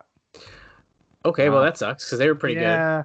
Yeah, they went out of business. It sucks because I went there a lot, but Damn. no, so it wasn't them. It wasn't them. Okay. What is it? Domino's? Oh, I just said it's not one of the fast food pizza ones. Domino's is not fast food. Yes. It essentially is. Nope. It's Pizza Hut then Domino's in the order of fast food pizza. No. Little Caesars. Oh yeah. Okay. Yeah. Well, yeah. Thank you. No, one's Mellow Mushroom, which they have a couple down here, and then there's a couple of them around the country. And then NYPD Pizza is pretty good. So, Neither one of those are sponsoring the podcast. but if you're in Florida and you're looking for decent pizza, those are pretty much your best bet. Yeah, If you go to Florida, go in there and be like, hey, IcoPod sent me. And they're going to be like, what is that, a terrorist group? And they're probably going to call the police. And then you're probably going to get arrested, and then it'll be a whole thing. Well, And don't ask for half of them cookies. Don't. Oh yeah, dude, can't do that. Or salt potatoes, but that's a Northeast thing too, I think. No, this is what I want somebody to do. I want somebody to go in, dress up as Kamala with an atrophy left arm, Oh my. and then try to get a pizza. What? What? And be like, IcoPod sent me. Okay. That's not gonna go well. Why not? Is People Kamala are gonna grabbing be his like, nipple or? people are gonna be like, what are you? Oh, you're Kamala Paul Orndorff cosplaying, and they'll be like, yeah, it'd be great. I'm gonna do it. Fuck it, I'm gonna do it. Okay. Okay, let me know how that goes. Jim Duggan biting Oh, Kamala's face. he's making out with him. This match is fucking bullshit. Oh, yeah, he's Mike Tyson. He's doing a Mike Tyson before Mike Tyson did it. Classic. Speaking of Mike Tyson, did you see his fight, Bob? No, I was not dumb enough. What do you mean? What do you mean, just Bob? Dallas, you don't watch sports. Okay, first off, I like combat sports. Secondly, What the fuck? I did. Secondly, I did not watch it. Well, You don't, I you stole don't it. like combat sports. I don't mind You like watch, UFC and stuff. You don't watch UFC. I stole I- it. I mean, bought it for full price, and then it wasn't good. Wait, who bought it full price? No, I stole it, but I bought it for. Wait a second. Oh, Zodiac just hit Zodiac. Duggan with Kamala's wooden shield face thing. Guys, we don't know who Zodiac is. Oh my god, Kamala just won. Of course, Duggan he just got pinned. He Pull never up gets away. pinned. That's crazy. Well, Shit. just to follow up with that, Bob, if you texted me and you're like, "Hey, do you want to come over and watch a UFC fight?" I'd come over and watch it with you. No, you wouldn't. Yes, I absolutely would. I would never text you that. I know you don't want to hang out with me. You're too Is it busy. because of CM Punk does UFC, dude? No, it is not. Did you watch that fight? I did watch that fight. Me and Austin went. Me and Austin went out and watched it. Did you guys laugh at it or? We were trying. We just kept our mouth shut. Yeah. He got fucking murdered. It was so good. So speaking of stuff that wasn't good so far, this pay-per-view, I would have to say, Yeah. Zodiac had a raging boner when he just hit Jim Duggan. See, Bob, I'd just like to point out that sometimes if things poke out at you, things poke out at you. You know what I mean? Bob judges me because if I notice things like that. Okay, well that was in 3D. Yeah, well, you see, the thing with the TNA, because he does that all the time with the TNA one, as soon as they walk out, they go, oh, look at Kurt Hennig's Well, here's the dick. thing. Like, cool, dude. Like, what are Well, you here's the thing. We just did a WWA show on the TNA Cross the Line podcast, and Stevie Ray came out, and this dude looked like he had a cucumber in his pants. And I said, Bob, he's packing tonight. And Bob was like, I wasn't looking. And I was like, how could you not see it? I'm not actively looking at people's dicks. Hey, here's Mean Gene. Hey, here we are, Bash at the Beach. This show sucks ass, and here we are with Macho Man Randy Savage. Did you forget your hat, brother? It looks like you might have. Why don't you tell us what you think about that lifeguard match with the Nature Boy Ric Flair? Randy Savage, where is your fucking Slim Jims? You got the colors on, you got the hat on. You're going to fight Ric Flair tonight. Did he take him? Is that why you're mad? Tell us, what do you think about that? Bob dropped the ball? Come on. I'm doing the promo? What the fuck? Yeah. Oh. I wasn't prepared. I didn't have any idea what was going on. Well, I gotta tell you, that Slim Jim Macho Man hat is not very cool. No. He looks like a trucker, like, God damn it, I'm stopping at the beach, and I need a Slim Jim. You can't read my name because it's on top of the brim. Yeah. Can you read it? I can't. Listen here, Mean Gene. WCW, we tried to get Pamela Lee Anderson, right? Dig it. Yeah, WrestleMania 11. She went there. Well, she said no to the WCW. I don't know why. But I got an idea for you, Mean Gene. I was talking to my boy Brian Knobs. Oh, yeah, Brian Knobs. And let me tell you, he has a real good two-piece. Yeah. And he's been doing squats. And he's been looking a little bit like Pamela. Okay, yeah. And I went to the bar, and it's pretty hot out here. Delirium is a crazy thing. Let me tell you. Oh, yeah. And let me tell you, I made Brian Knobs Pamela Lee Anderson, brother. Oh, yeah. Okay, and back to you, Tony and Bobby. We got another match to fucking sit through here on the beach. Okay, I can't keep talking, but here we are. Okay. Oh, Diamond Dallas Page. Hey, they're talking over me, and oh, fuck you. Cut away. Driving Miss Daisy fucking out here, huh? Kimberly's hot. Who's the guy with him? Muscle Marcos? Max Muscle. Muscle Marcos. Oh, wait, that's the kid that Paul hit earlier. That's fucked up. No, his haircut is. Oh my God, he's going to give her roses. Rosie Palm. They're going to have an affair. Here you go. The producer told me to give you these. The producer. Give me that shit. My What God, are the look chances that there's a metal pipe in that? And he's going to hit fucking Dave Sullivan with it. Look at Diamond Dallas Page's outfit. It's terrible, dude. He's got a diamond butthole. It's about as big as Brian Knobs' actual asshole. It's so ugly. What does she do? He's like hitting her with the flowers. That's weird. WCW going attitude era real quick. What? Oh, I thought he dyed his hair. That was a do-rag. Who the hell's that? Dave Evad. Sullivan. Oh Yeah, my Evad. God. He looked like an 80-year-old man coming out. Hulk Hogan right here hammering away. Oh! Bomb. Diamond Dallas Page is like, you want to do some yoga? It's not yoga. It's not your mama's yoga, so it's DDPY. Okay? Bang! Oh, he rubbed the flowers in his face, dude. How gross. I know that does suck. He's choking him. That's an illegal choke here on the apron, but it doesn't matter because it's WCW and we're on a fucking beach tonight. There's no rules on the beach. Everybody knows that. Suplex into the ring here by Dave Sullivan. He's fired up. The crowd cares about Dave as much as they care about the Renegade, and that's about nothing. Listen, Why did I watch this pay-per-view so much? That's on a Because it's fucking beach. I'm just going to say, I know it's not in the timeline, but I think the biggest heel turn of all time possibly is Kimberly Page turning on DDP This guy. in 2001. I still am not 2000. over it. 2000. I mean, I'm just saying, I didn't see it coming. I'll tell I'll you what never the biggest- forget. I'll Go never ahead. forget the fucking text message. I'm at work in the bakery, and fucking Dallas is like, Bob, caps. Yeah. Kimberly just turned on DDP, and I was like, did you just watch Spring Stampede 2000? He's like, yeah, man, I was not expecting this. Or Dude, whatever. she I'm like, dude. what was it? The guitar, right? Or is it a chair? I don't know if it is a weapon.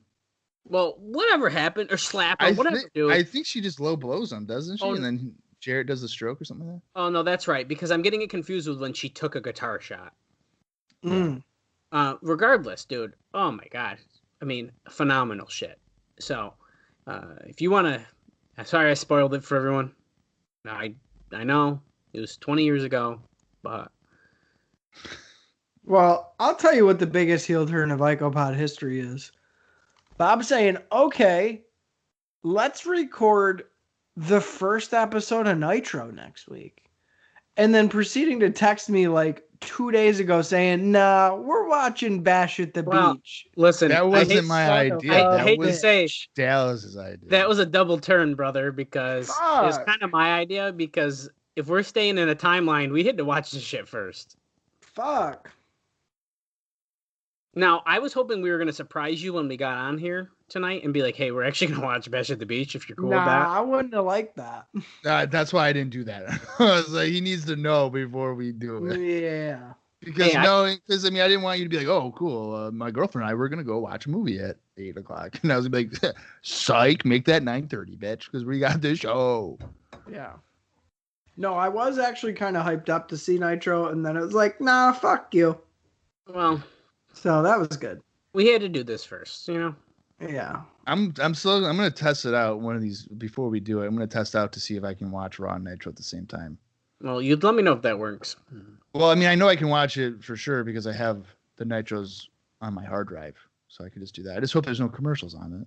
Well, I want to do something ridiculous and like host somehow when we're like totally caught up and like the next week is the week that needs to be released. I want to somehow do a Facebook watch along where it's like we're recording the podcast, but you can watch on Facebook with us live. And that's probably not realistic. I don't even know how you would do that. But like that would be really cool if we did that. I wouldn't want. I'm just throwing that out there. I don't want to torture people with my face. well, yeah, I'd have to actually like look presentable. Well, all three of us are usually naked while we're doing this. Well, yeah, that's what I'm saying. Like, I wouldn't want to do that. Oh, yeah, I can't. And we're always standing as far away as possible from the computer so that we can. Well, see you gotta have your full body in the camera, otherwise. Diamond Cutter by DDP. Well, that's why Dallas is always looking at people's dicks because he's always looking at mine when we're doing the TNA Cross the Line podcast. Well, that's all you can see when you're. That's all you can see when you're recording. Right, DDP just won clean with the Diamond. Speaking of dicks, he just rolled Diamond the Dallas dice. Page is the winner. No, Diamond Doll's all like, I'm sorry, Dane. What does the intro of his theme song say? It's like him saying something. Yow. That's kind of weird. That's pretty much. And it like went on wicked long before the music started. Hey, there's ATVs in the beach. Those are the sheriffs patrolling. Say, where's your fucking wristbands? God damn it! If you're gonna fucking watch Bash at the Beach, I need to see those fucking wristbands. Guys, I just thought of something. Oh boy, this is the perfect show for it too. Bang! So this is what I'm hoping for. So you guys know how there's Shark. Oh yeah, the wrestler Shark, John Tenta. Yeah. Don't give it away, but yeah.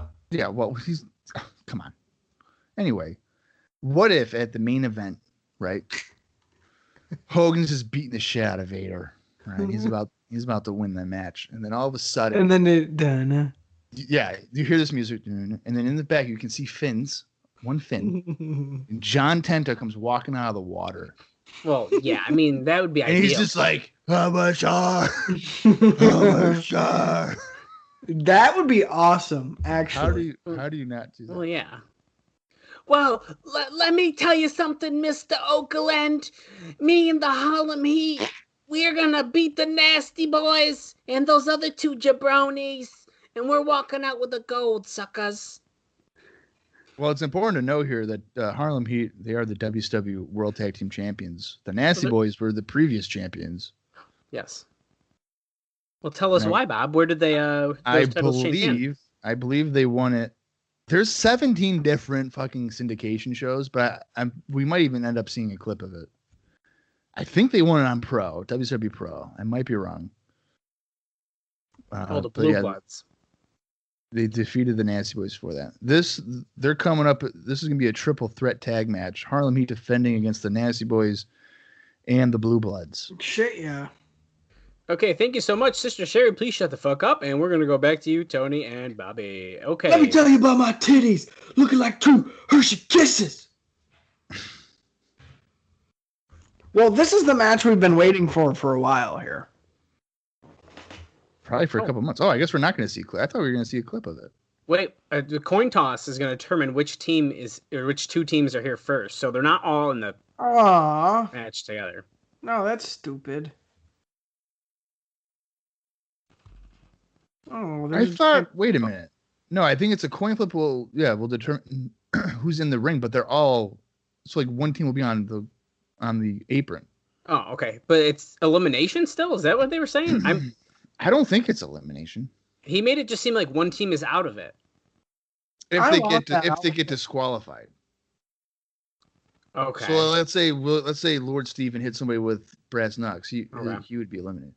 Yeah, this is not an elimination match. It just says triple threat for the WCW. Okay. Well, they just confused the shit out of me by saying all that. If they didn't say any of it, I would have not even thought twice about any of that. Yeah. So. I want these outfits. I want those outfits. Okay. Sons of bitches. Here's a time check for everybody. We're at 1:03:46. That's not 1 minute and 3. That's 1 hour, 3 minutes. Look at him, peace. 54 seconds. Feels like one day. It's time for nasty sensation. Blah blah. You want to see my armpits? They're sunburned and blistered. What if they were in Speedos? Well, how do you not do that?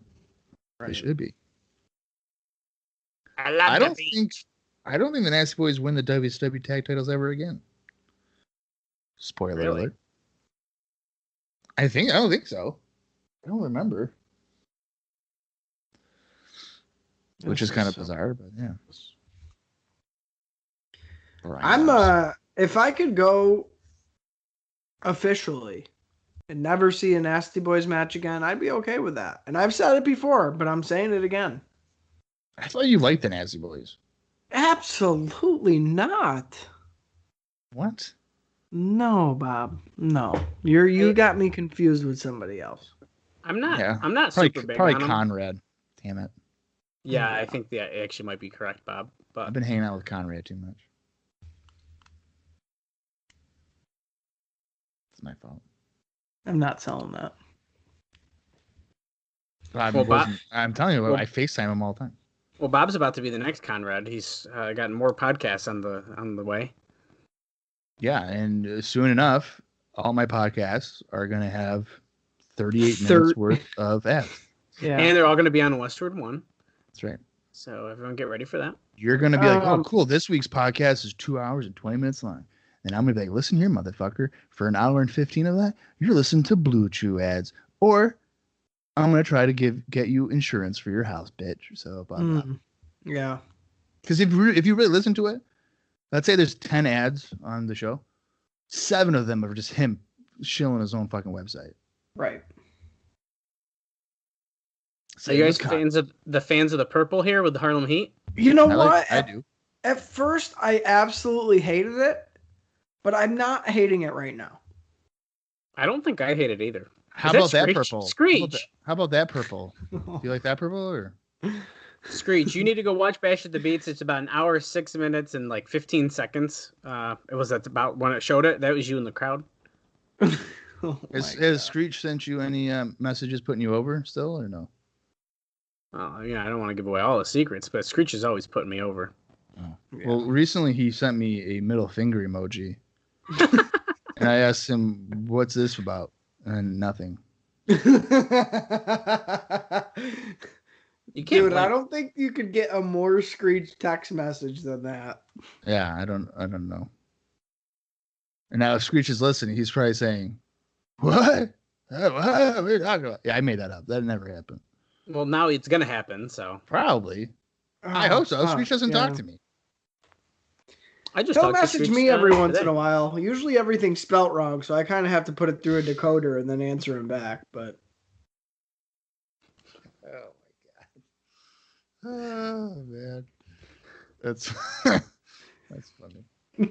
Yeah, fuck you, Screech. Well, you know what? Screech doesn't Screech still use the flip phone? So maybe he has to click something 4 times to get to the right letter. And he's just like, you know what? I'm tired of this. So I'm just gonna Screech's do 3. brain is still a flip phone.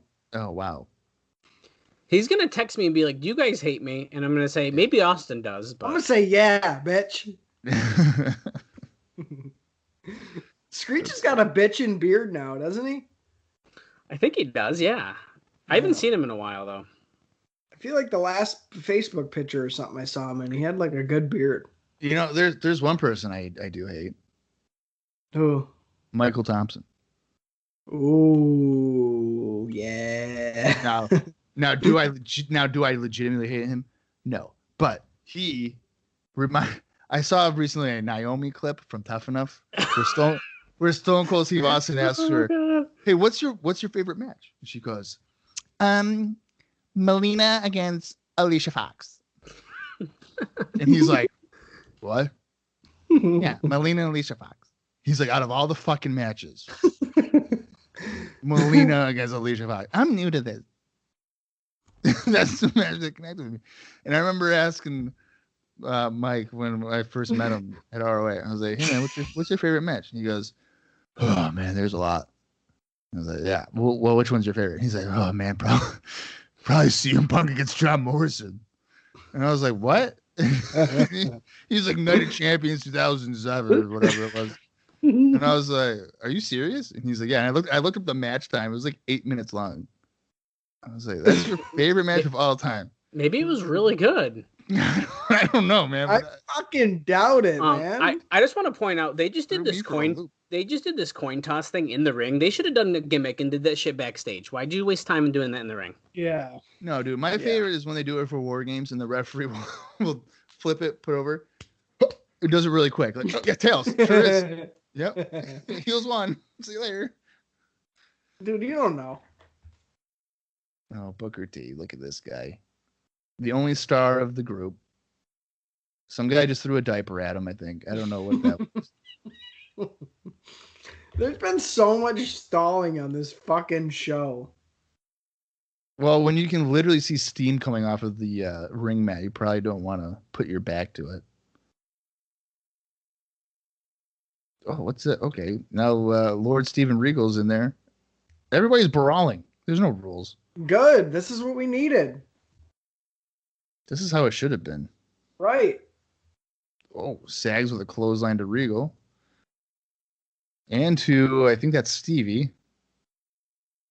No, you can't do Pity City to Regal. Oh, no.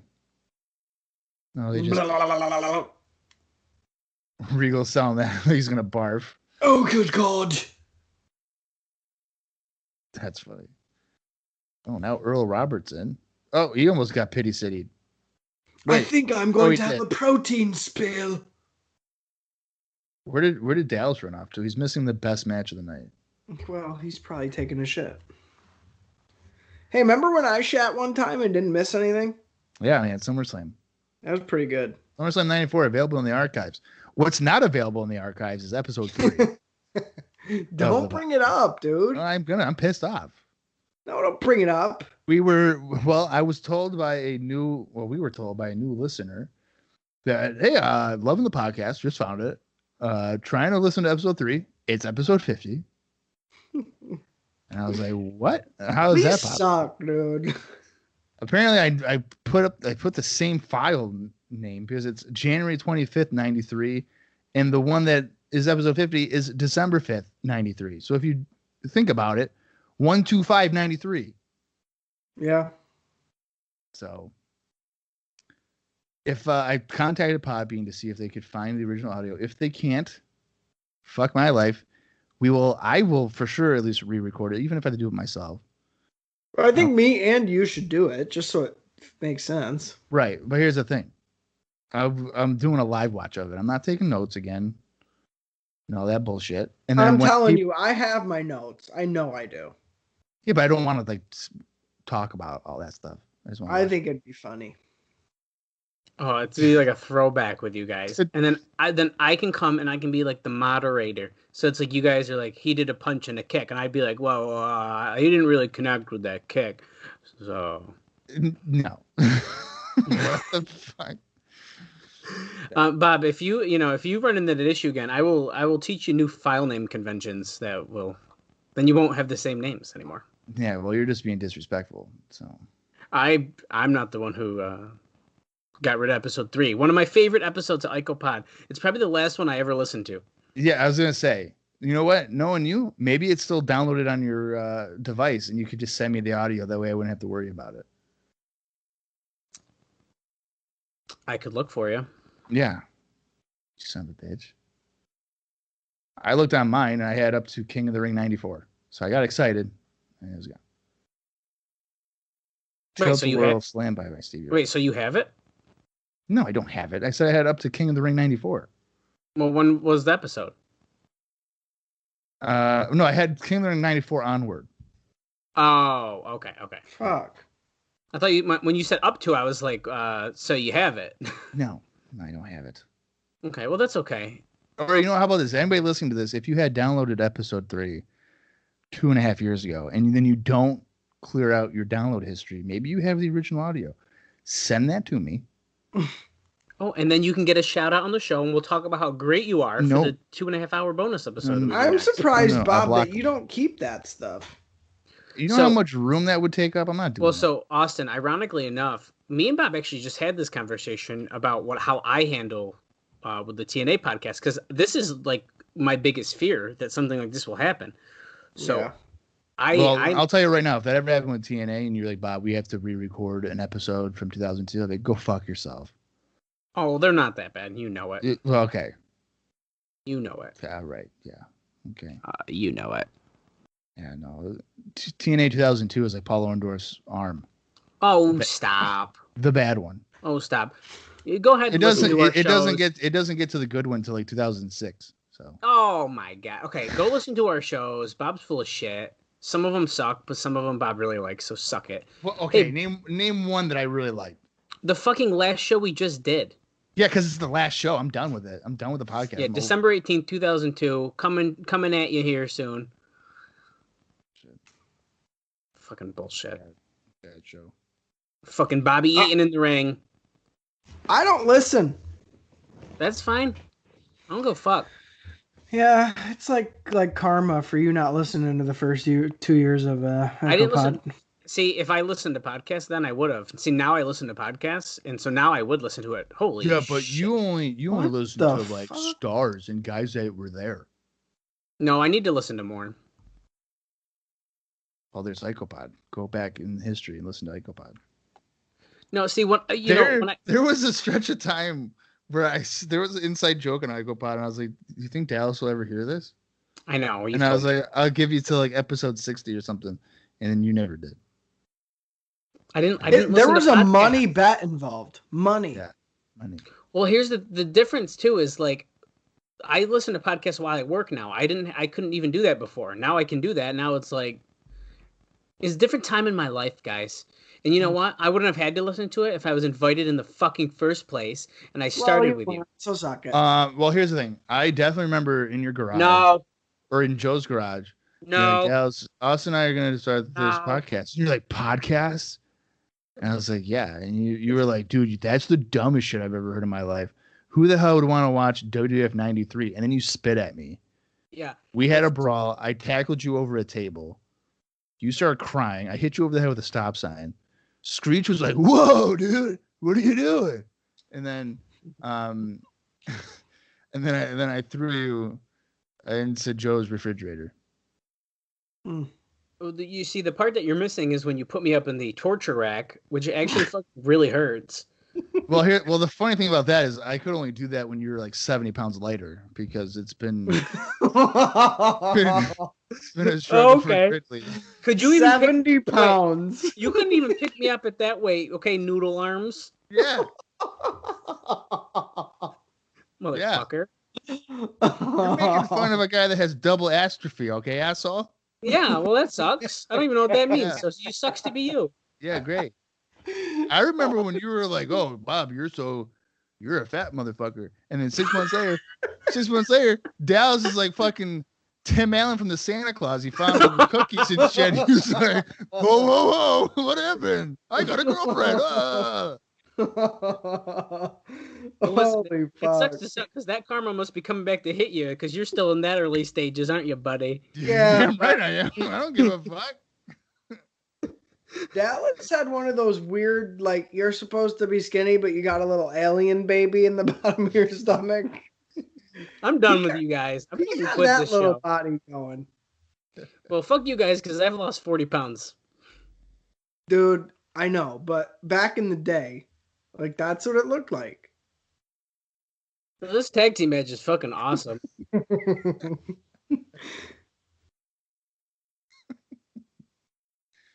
Yeah, this is a good triangle match. I don't even know what's going on. And me, like, I've had the same gut since about third grade. I don't think it's been any different. The only thing that's changed about you is you got rid of all the FUBU. That's true. You know, I was thinking about it. How funny would it be if I, like, bought clothes at the thrift store and, like, took a profile picture with all that shit on? That'd be fucking hilarious and definitely on brand for you.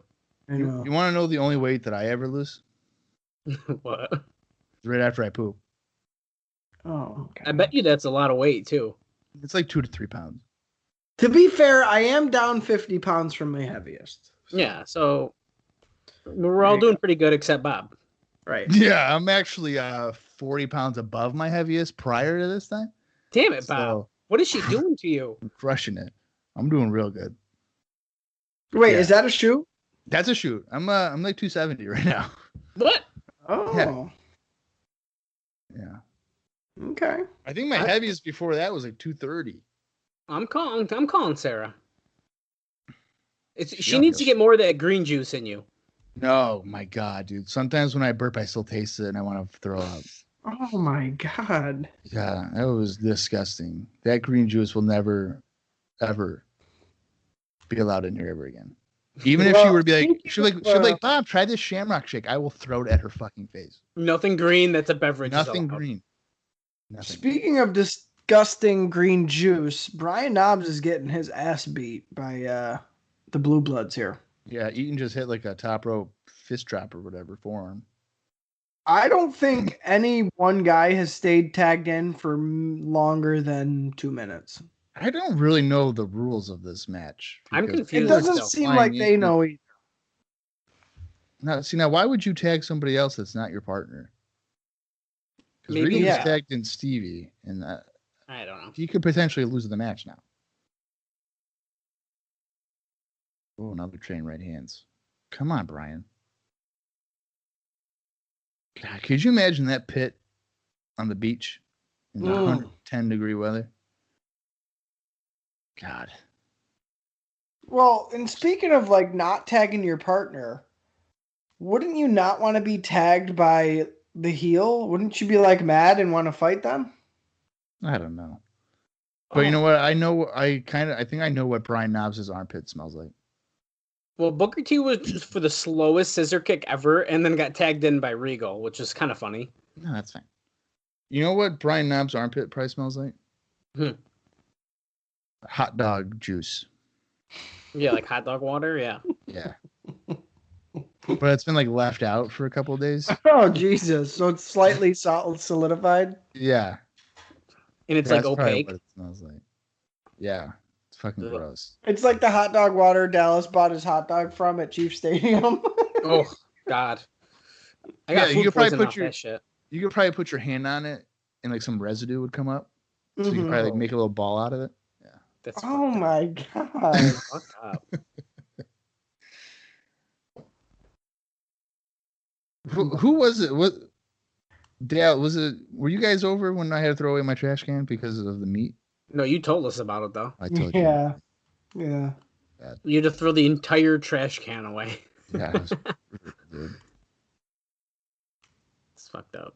I still like the story of Bob keeping a recliner box in his fucking kitchen for a year. Yeah, man. Good That's storage. the Bob I miss. I miss that Bob. I don't do shit because why the fuck would I? Right. Fuck it. Well, yeah, that was like Bachelor Bob. I miss the fuck it Bob. Nasty Boys, new tag team champions here. And Nasty Boys just won the tag titles? I believe it was Booker T. I couldn't really tell from the because. Wait a second. Oh wait. my God. Dusty finish? Yep.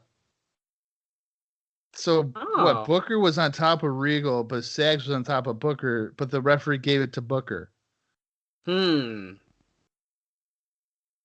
That's what? How does that make any sense?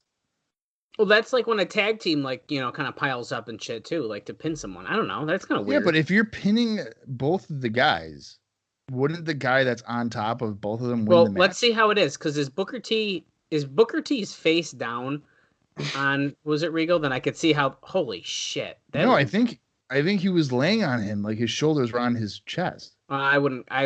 Oh yeah, see, yeah, he was. So here, right? So there you go, right here. The referee is not counting here. Knobs does a splash. Sags then sits, and then the referee counts. But then gives it to Booker. No, that's stupid. Yeah, they fucked that up. And that's who got screwed. I'm pissed off now. I miss the Bob where I'd go to his house and the only thing in his cabinets were like gummy worms. I miss it. I miss that. That's the same Bob who was like, get mad at us when we'd be like, hey, do you want to hang out? He's like, guys, just fucking come over. You don't have to. You don't have to ask. If I came over to Bob's house right now uninvited, I'd get yelled at, I think. Well, because I have someone else here. I live with someone. You'd be like, guys, you fucking no. Yeah, well, when you okay, if I were to show up to your house with your girlfriend, would you be like, oh, hey, welcome, or would you be like, oh, dude, I was just banging her? No, you can come in. What the fuck, dude? I was just banging her. What the fuck you want? No bullshit. You can come in. Austin did come over interrupted. Okay, come on in. Dude, I will never forget the look on this man's face when they opened the door. He was in a robe with a toothbrush in his mouth. I was getting ready for bed. He stopped, looked, and the toothbrush like slowly fell out of his mouth. He was blown away. Yeah, that was funny shit. Yeah. Nothing you suckers can do.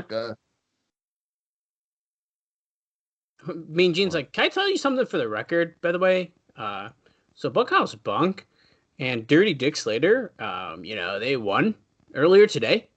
So they're going to fight you guys.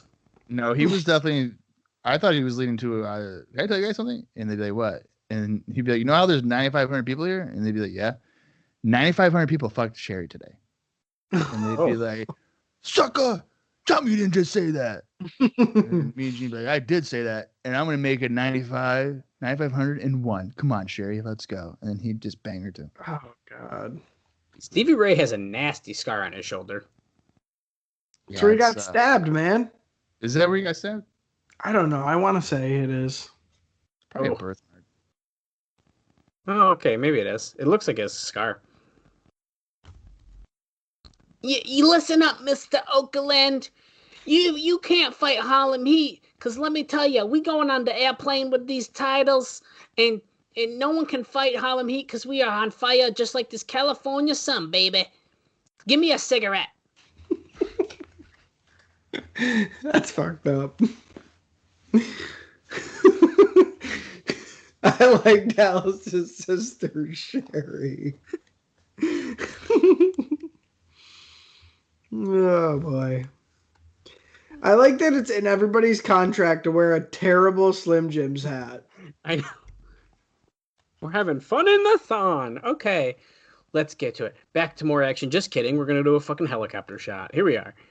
And if you see here, Sting is going to drop down from this helicopter. Oh, wait, wrong time. Sorry, just kidding. No, yeah, you're way off. That guy, that looked like those Kamala's wooden legs just hanging out there. The camera guy. What if it was Lex Luger in American flag pants? Oh, my God. Oh, wrong outdoor event. Is this Mall of America? No, all right. Is this contract tampering? Fuck. Okay, well. Something's fucked up here. Bobby Heenan is sitting taller than Tony Schiavone is. So fucking Well, this if you show look, sucks. Tony Schiavone's like nervously bouncing his knee. He's probably pissed. He's like fucking Heenan telling me. I can't. That was real that he had to be taller than him. And no, Tony says it's not true, but Conrad always jokes about it. Tony looks so young here. Yeah, what happened? See, we're gonna have a lifeguard match. It's essentially a lumberjack match, but since we're on the beach, we're gonna call it a lumberjack match. Or we're gonna call it a fucking lifeguard match because they're all gonna have like white shit on their nose, and it's not the one that they're used to in the back. It's actually gonna be sunscreen, and then when they get to the back, they're gonna put more white stuff on their nose. You know what's funny is that Schiavone had sunscreen on for one of the beach blasts that were inside in an air-conditioned venue, and then here we are at a beach, and he doesn't have it on his face. Well, that makes Not too on much brand. sense. Yeah. On brand. Hey, Mean Gene Okerlund, he told us we're going back to action, but he's going to be back here with the Nature Boy Ric Flair.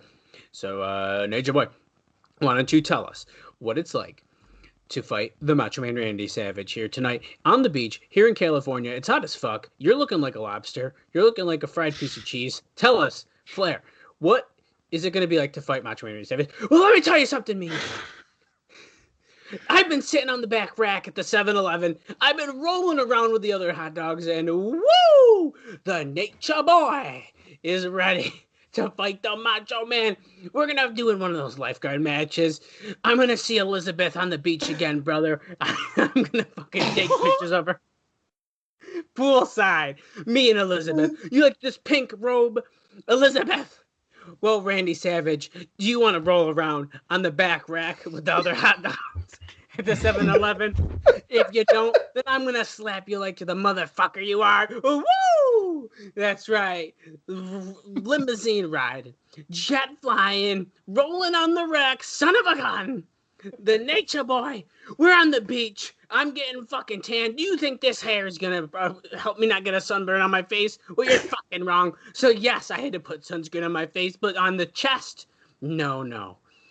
And these fingers, do you think? No. See, I'm going to fucking slap you. You want to get fucking slapped? Because that's what I do. To be the man, you got to beat the man. And to beat the man, you got to get on the back rack with the hot dogs. You got to fucking roll around. I'm going to kiss, steal, and reel and deal fucking Miss Elizabeth again like it's WrestleMania. That's the way of the Nature Boy.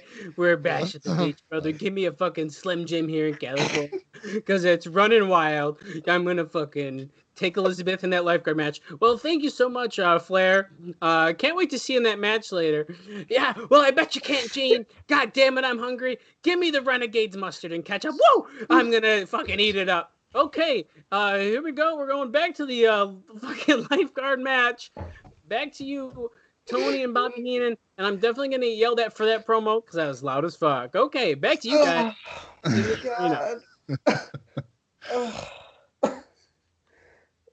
Dude, the hot dog rolling in the 7-Eleven. Oh my god.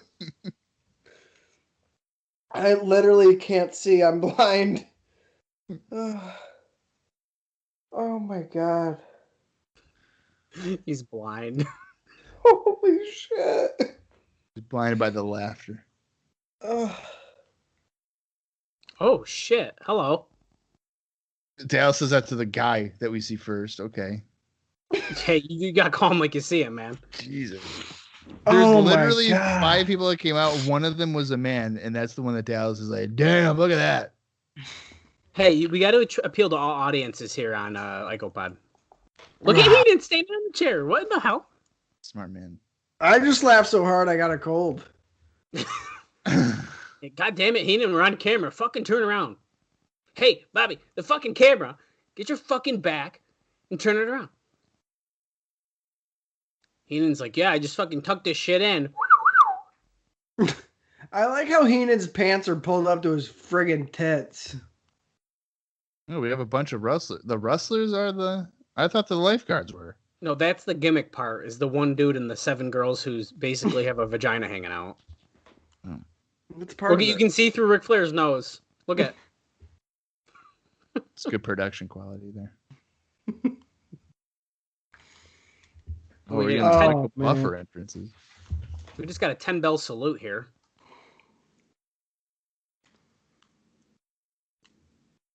Dude, I don't know if I'll ever be able to move past the Ric Flair rolling on the hot dog rack at 7-Eleven. Just picture him. I don't know if I'll ever get past that. Because that's what he looks like. The oily, gross skin, Yeah. like splotchy. Like kind of red in a way. It's like a tint. I feel like Dallas stole that joke from somebody. No, Who I've was it? definitely. Who said it? I mean, first? I feel like I've heard the hot dog thing before, but I mean, I didn't just hear it recently, so I'm calling it as my own now. I don't know, dude. That was, and You just the fact. said you've heard it before. I think maybe, but I couldn't tell you where, so it's mine.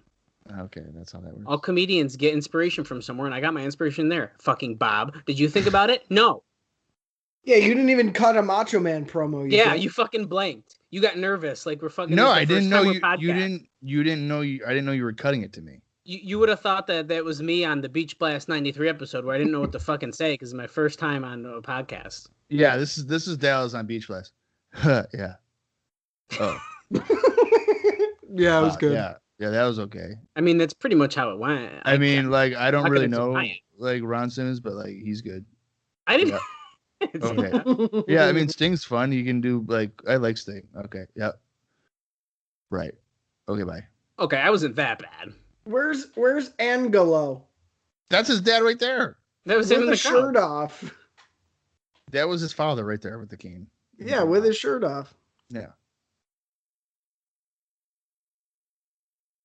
Ladies and gentlemen, he's the former two-time world champion. He's the outlandish Macho Man, Randy Savage. I'll do if there's a Hogan promo, I'll do the Hogan promo. All right. Okay, I'll cut it to you. Okay.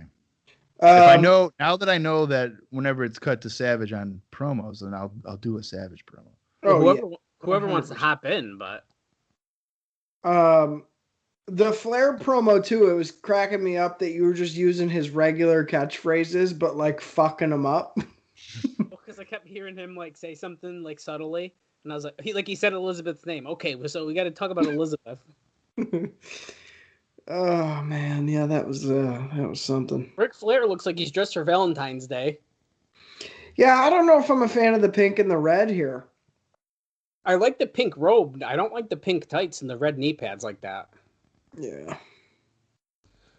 Johnny B. Bad, this is his what? His second one in a row that he didn't open the pay-per-view? No, we didn't see him at Slamboree, did we? Oh, so 3 in a row. I think it's at least 3. Wow. Well, and he There's didn't open uncensored either. That was the that's King of the right. Road. That's right. Wow. Well, he's on his way out then. He's out the door. He sucks. Okay, who's your pick? Slim Jim or Hot Dog? I prefer a Slim Jim over a hot dog. I've never had a Slim Jim. I don't think I have either. You guys are joking. No. Well, isn't it just like jerky? It's salt. Yeah. You know what? I've tasted one now that I think about it, but I can't. It's been so long, like, and I don't like jerky, so. I've never had beef It's jerky. just nothing but sodium. Yeah, I've never had beef jerky or a Slim Jim. Beef jerky, I do not like personally. I You thought I don't would. really like meat, motherfucker. Well, no, it's like fucking chewy and like it's not. It's It's not a good. dog treat. Yes. Yeah. And bullshit, I just cooked the most beautiful filet mignon. Oh yeah. In fact, we're gonna have it again this weekend. Oh my god. Anyone wants to come Man, over? you're just throwing $20 down on filet mignon every night. It's 30, but okay. Wow. Yeah, bitch. And it's 30 for 2, so thanks. You must be going to Tops. No, Spiros. Oh, God. No, we go to good shit. You can get a really good filet mignon at Walmart for about $12. I've heard about that. Steaks and figs, baby. Yeah, what are you talking about? Give me a fucking break. Macho Man hammering away here on the Nature Boy. Oh my god. For some Fucking reason, busted. before this, we got a close up of Bunkhouse Buck. You got to show the stars, buddy. If he isn't the drunk uncle on the beach, boy, it's hot. Damn. Where's the wine coolers? Yeah. How long do you guys think it's going to, after this match is over, since they have to set the cage up, how many promos and vignettes do we get before the main event? 4. Wow, you're right. They do have the setup, don't they? 4. Well, you're gonna get a Hogan, you're gonna get a Vader, and then you're probably gonna get a video package.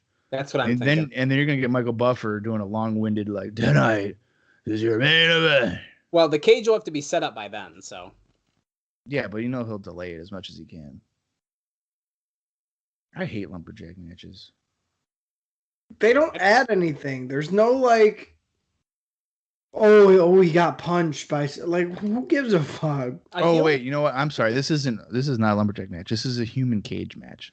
Well, so that's the thing is that I was going to say it's almost supposed to play like a cage does, but they're just stupid because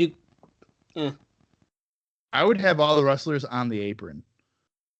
So anytime you would throw a wrestler into the ropes, one of the people would fall off. That'd be funny. Yeah. Well, Sarah just flipped me off. She did not. She sure did. She's fucking sleeping right now. You're pretending. No, she had been sleeping for 3 hours, and then she just woke up and she goes, hi, fuck you. And I was like, wow. I feel like Sarah is in the other room reading a Bible, and like you're making that up. No, she was, what were you doing? Praying. She was watching YouTube. Golden Girls. Oh, what's it? No, she said you porn. Oh, I'm sorry. You porn. Yeah, you porn. Wow. Yeah, she's into some weird shit. If I was booking a lumberjack match, I'd say, hey, lumberjacks, reach in the ring a lot under the bottom rope and try and pull them out. See, she just did it again. She's flipping me. Bullshit she did. You guys don't know the pain that I deal with. You want to know what okay, Savage. Oh, and he's into the sand. You want to know what happened today? Sure. She put a chastity belt on you? No, I took a nap, right?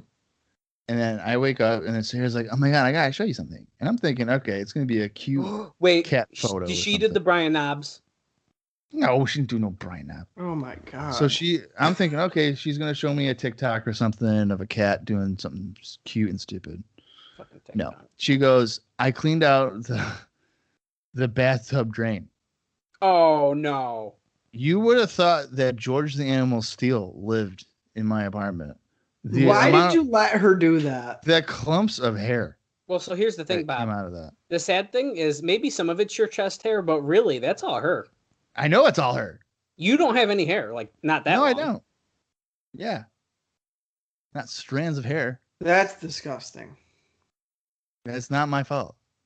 George, it's not from my face. She's trying to blame my beard. Sarah, sorry, I'm not on your side on that one. Yeah, no, okay. So she should do it. I think it's her pubes. Tell her that. Yep. Austin thinks I can't. Wait, don't tell her that. You're gonna have to now.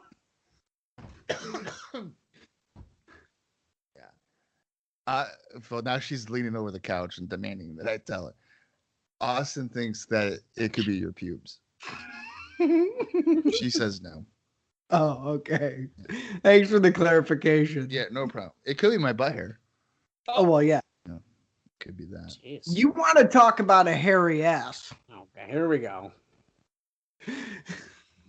Just look down in that other little box right here on Skype, buddy. What, Dallas? Oh, fucking Donkey Kong himself. Oh, my God. Come on. That shit's a layer. We can't all be hairless like you. It looks gray, but it's no bullshit. You're full of shit. I can't do that. You're full of shit. Oh man. Now, this is a fine match, by the way, even though we're talking about butt hair. Well, I'm pretty sure this is one of the main reasons why I go back to this pay-per-view a lot. No, this is not a bad match. Well, and for Flair and Savage, I mean, they've had a couple good bouts, but as far as memorable, I mean, obviously you go with WrestleMania. But beyond that, there's not too many memorable Flair Savage stuff. So for me, this was always one of my go-tos if I was in the mood to kind of see a continuation of that. Because that's essentially what it is. They're building off that storyline. No, yeah, I mean, that's a good point. And here's Savage in the sand again. There's just something about Flair that when he works with Savage, even though Savage is not the common man by any means, he kind of really paints him in that light. And Savage plays that role surprisingly well. So I think that's one of the reasons why I like them pairing together. No, I think they're paired really well. And I believe Bob is getting yelled at right now. He's on mute. And he's like leaned back. He's looking back. He's laughing because he knows we're talking shit. Look at, here we go. Look at Sarah's swinging at him. I mean, this is unreal. Sarah's on camera? Well, Bob just threw his water bottle. And now Sarah is like, if you don't shut up, I'm going to get more pubes in the drain.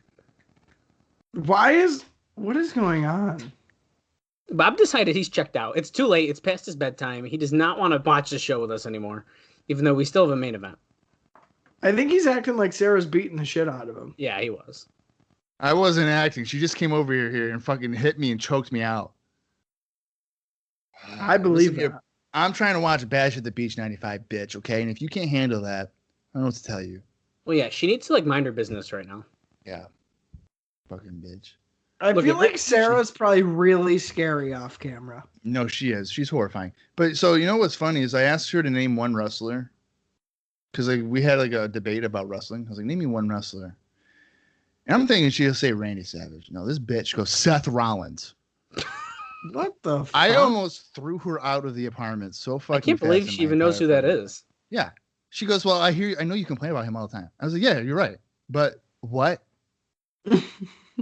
I pointed her in the direction of like the 15 Macho Man Randy Savage figures I had. And you couldn't have picked him? You bought me 5 of these. Like, what the fuck's wrong with you? Actually, I got a really, really cool Randy Savage Funko Pop today in the mail. Okay, well, you're... I did the same thing, Bob, as you recently, where I asked my girlfriend to name me 3 pro wrestlers. And her response was the Hulk. It's close. Danhausen. Oh, wow. And Kikutaro. She do Kikutaro? Those are the 3 that she named. Wow. Okay. 2 out of the 3 of those she has seen live. Okay. So. Well, Kaylee would be able to name a whole bunch. Yeah, but the thing with Katie though is that she would say it, but she'd be so pissed off that she knows that.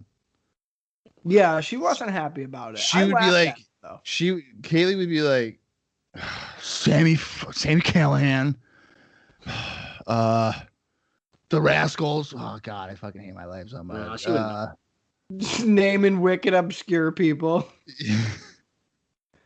that only somebody who watches a lot would like know. Yeah. Dominic Mysterio. Simon Dean. Like, I don't know why the hell we were watching SmackDown from like 05, but we were. Pissed. Hate it. Maven. Raven. Everybody. Come on, Flair, just win this match already. My favorite is when I'm like, oh yeah, they're one of my favorites. And she's like, I've never heard you talk about him.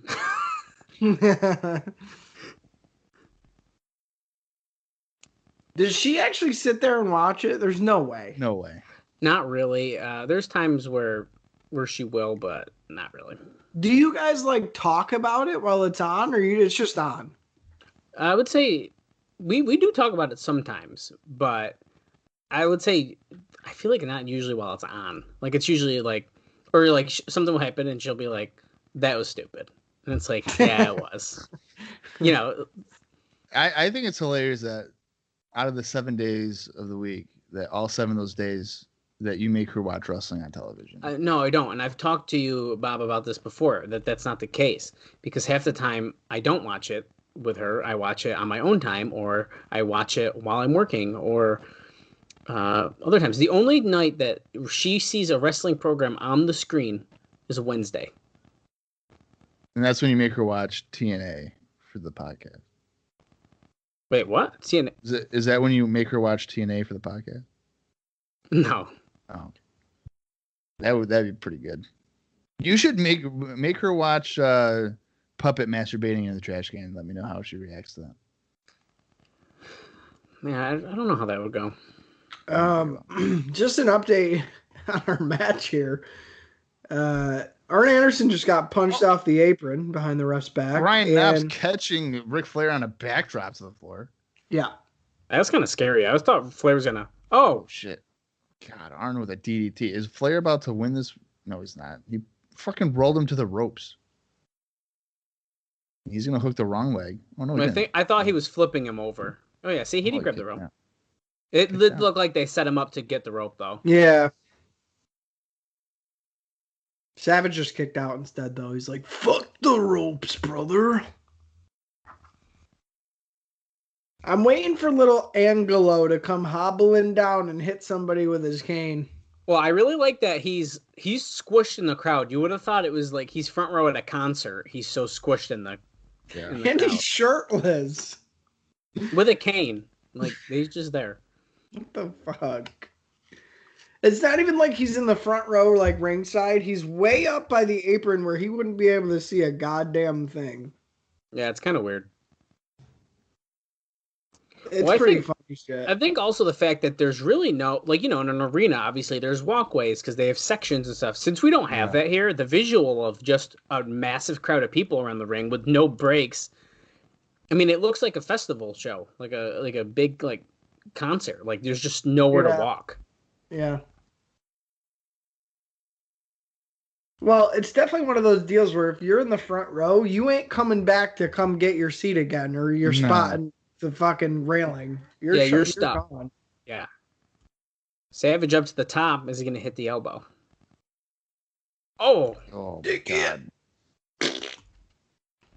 He fucking drilled him and got that clean. That's what I'm talking about, baby. Although, does a win over Ric Flair at this time really mean much? I thought we just cemented that with his win at Great American Bash that it helped him out. So, yes, this would probably mean a little bit. Yeah, but he's already beaten him. I would say he's been beating him for the past 4 years. I don't know. I think it matters because I also don't think that Savage hasn't, at least since we've been watching, done a whole lot. So to me, I feel like that's a decent win for him. Yeah. Yeah. I don't know. I just feel like everybody beats Ric Flair. I like how Mark Starr just saved Ric Flair from the Nasty Boys. That was weird. Somebody's got to. Here. He's looking at the sea of stingers. I think it is. Oh, he's going to go to the lifeguards and he's going to bang them. Just the guy. Right. Oh, no. Hey, Pamela. Randy, I'm not Pamela. Oh, you know you're Pamela. Oh, yeah. Why didn't he kiss her? It looked like he wanted to. He should have. I like how the lifeguards didn't do shit. Well, that was just the gimmick. Yeah, they just walked out to the ring. She's probably not even a lifeguard. Well, exactly. Let me hug Papa. I would have had him keep the faces and heels separate. Well, they were, weren't they? No, they didn't do shit. Yeah, I mean, there wasn't even like an attack on the floor. They just rolled them in. Yeah, they didn't do a whole lot. Nor is there usually the brawl of everybody around ringside. Right. Oh, look, here's the snap of the match. Wow, look at that DDT. A DDT that hasn't beaten anybody in about 8 years, but that's all right. Yes, I know he beat Alex Wright. All right, we get it. God. How about that fucking clean 3 count for once on this fucking show? We've had a few clean wins, I thought. Sting had a clean win. That's bullshit roll-up finish. It's clean. Bull. Roadkill tour. Oh, boy. Are we going to get footage of it or something, or what? Oh, they're bringing the cage in. Oh, I thought the camera guy fell out. That's why the camera just zoomed in. Like, whoa! Oh, started in Memphis, Tennessee. That's where the tour started? That's what you just said, yeah. Oh, here we go. They're pulling a WWF trying to push their tour schedule. Well, I don't even think they're really having house shows. Probably not. They can't afford it. Remember me, Hogan? It's not Franklin the Turtle. It's Vader the Mastodon. I can't wait to get one of those beds where it leans forward, brother. Because when I lay on my back, it takes me at least 40 minutes to get up, brother. I'm a fat piece of shit. Hogan. I'm a seal trying to get off a block of ice, brother. Just flopping around. Memphis 10, here we are. I feel this is USWA footage. Evansville, Literally. Indiana. I think it is. Because remember, he did appear on some USWA shows. Let me tell you something, Hogan, brother. I'm going to stand behind this chain link fence at Home Depot, and they got the smoke, brother, so I look like a tough, fat piece of shit. Wichita, Kansas. Here it is. He's just beating up guys out of the crowd. It looks like it's just the same footage zoomed in and out, and they're like, Yeah. yeah, look at all the cities. The offense there isn't all that impressive either. He's just slapping people. Oh, the cage is already out. Whoa. They're not fucking around with this. There is like 80 people at ringside, so that's probably why it went up pretty quick. Yeah. Okay, so soon Hulk Hogan is going to be defending the title here. I'm getting really sick of fucking talking here on the beach, backstage. Vader, can you come in here, please? Vader, holy...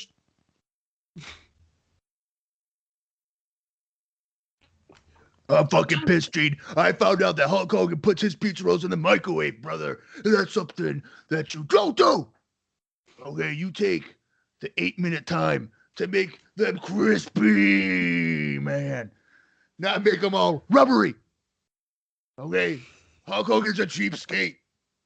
You know, Vader, don't settle for cheapskates, brother. It's time. It's time for Hogan to end up like one of the pizza rolls in the oven on that mat, because it's a scorcher. And I'm gonna fucking kill Hulkamania tonight, brother. What time is that? It's pizza in the morning. Pizza. Pizza. And summer time, Hogan. You're going down tonight. It's over, brother. It's fucking still talking. This is bullshit. That caught me off guard. I wasn't expecting that. It's in the morning. The Vader, you are a fat piece of shit, and you have lost to Hogan before. So what do you have to say about that? Why is your mask crooked on your face, you motherfucker? There's no For the room same for- reason, my singlet's backward. Because I got dressed in the dark this morning. Not on the beach. Not in a fancy trailer. No. In a porta potty. That's right. Porta potty in the beach match. Hogan, he was too much of a coward to accept it. But it doesn't matter because my tits are bigger than his could ever be. And it ain't even muscle because I don't even got to try.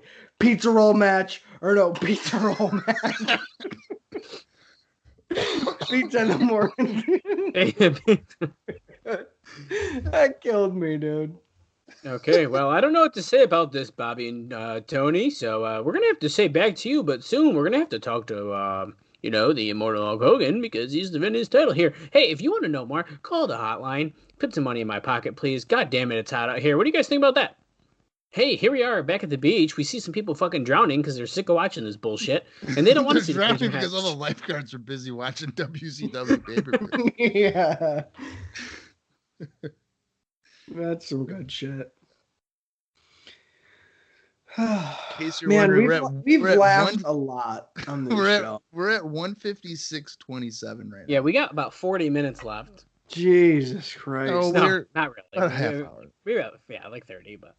Well, regardless. Man, oh man. I think I just hurt my lungs when I laughed. I'm telling you, my throat's going to kill me in the morning. I can already tell. Wait a second. We're going to North Korea. Oh, boy. Oh yeah, Collision in Korea, right? Remember? Yeah.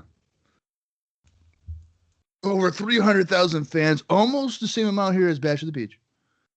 But not quite. But a lot of fans are there. Can we watch the show as a bonus? I don't think, I mean, I've watched Collision in Korea, but I don't remember it being good. And it also doesn't really pertain to anything WCW angle-wise, so no. Okay, fine. Well, and it's not even necessarily like WCW New Japan. It's WCW and a bunch of random guys. Yeah. Well, Bob, we might have to talk off air then, because I want to see it. Oh, here he comes. Jimmy Hart, can you bring him in, brother? Here he is. Look at those pythons. His arm is looking like a hot dog. And holy shit, here's fucking Dennis Rodman. What? Dennis, what do you think about being here with Hulk Hogan on the fucking beach? Well, I just like playing basketball, so I'm just here because I saw a fucking helicopter. Well, listen here, brother. Everybody thinks, dude, that I'm going to be afraid of some cage match, dude. But listen here, brother. Linda's been keeping me caged up for a good 15 years, brother. So I'm used to it. And you know what, dude? In about another 10 years, my fucking daughter, Brooke, dude, is going to keep me all caged up trying to make her music career go off. And let me tell you, dude, being caged up in a studio listening to her sing for fucking 10 hours, brother, makes your ears bleed, dude. And I'll tell you right now, I am not afraid of Big Van Vader, dude. Okay? Vader criticizing me and my pizza rolls, brother, that's going to fire me up. Because let me tell you, dude, you try a pizza roll in a microwave, okay? It's half the time, dude, as an oven, okay? And just equally as good. You can just put it on a plate, brother, and you can walk out the door. It's like a Pop-Tart, dude. Does this guy put his Pop-Tarts in the fucking toaster? No, dude. You eat that cold, okay? You get fucking get pissed off. You get pissed off at me about that. Maybe, dude. I'll tell you right now. Sometimes I eat my cereal dry, dude. Is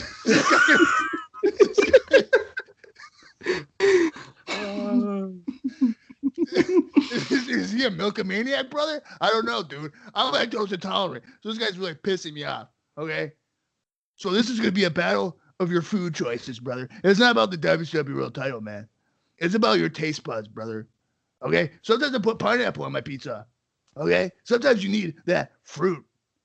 I'm surprised this guy's still talking. I'm really running out of material, but it's okay, man. Dennis, say something. Well, listen, Rod the Bod, tell him. Yeah, there you go. I wish I was playing fucking basketball, but instead, I'm here on the fucking beach. With Hulk Hogan.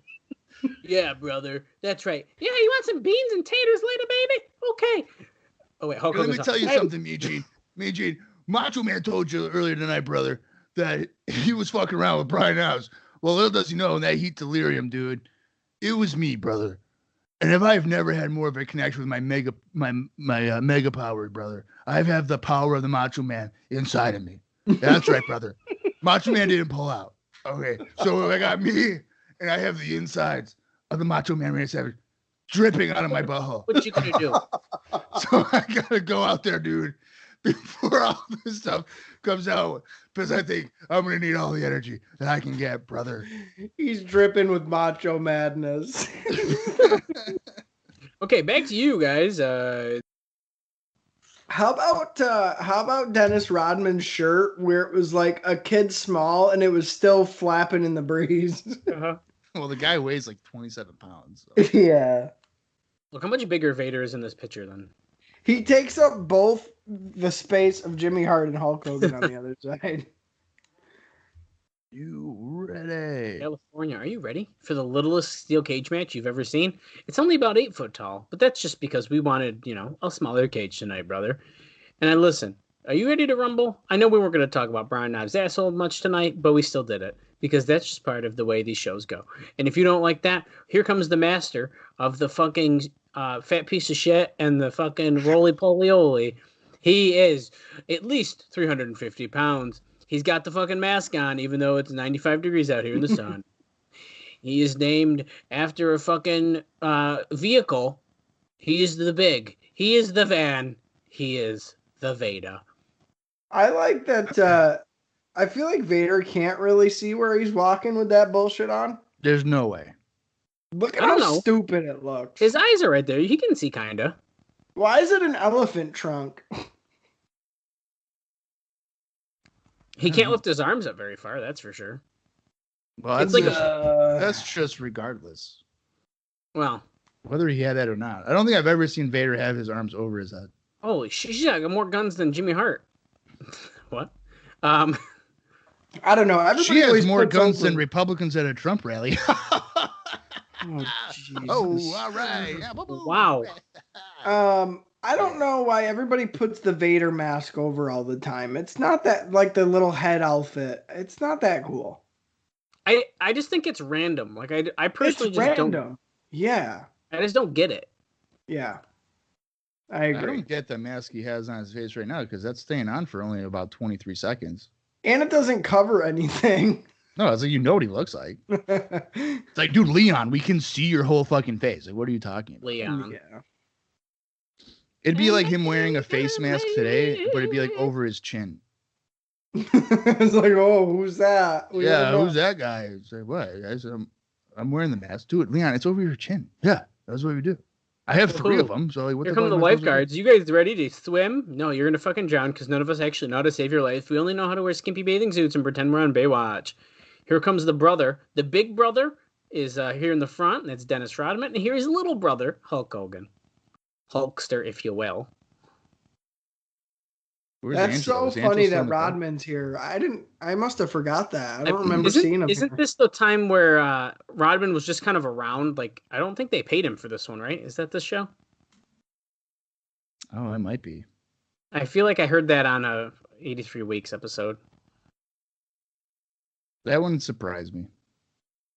Oh, Hogan, don't shake the cage that much. That shit is up by like bungee cords it's holding on by. Literally. We only have about 20 minutes left. I like how they're making this like Hogan Bundy WrestleMania 2, but it's 1995. Oh, you're getting Bundy vibes from this? Yeah. No, I'm not. Well, I see it's what like, you mean. It's like the big fat guy, and like, oh, Hogan's got to defeat the giant in the cage. Well, I'm they're not making gonna it seem like insult it's this, Vader.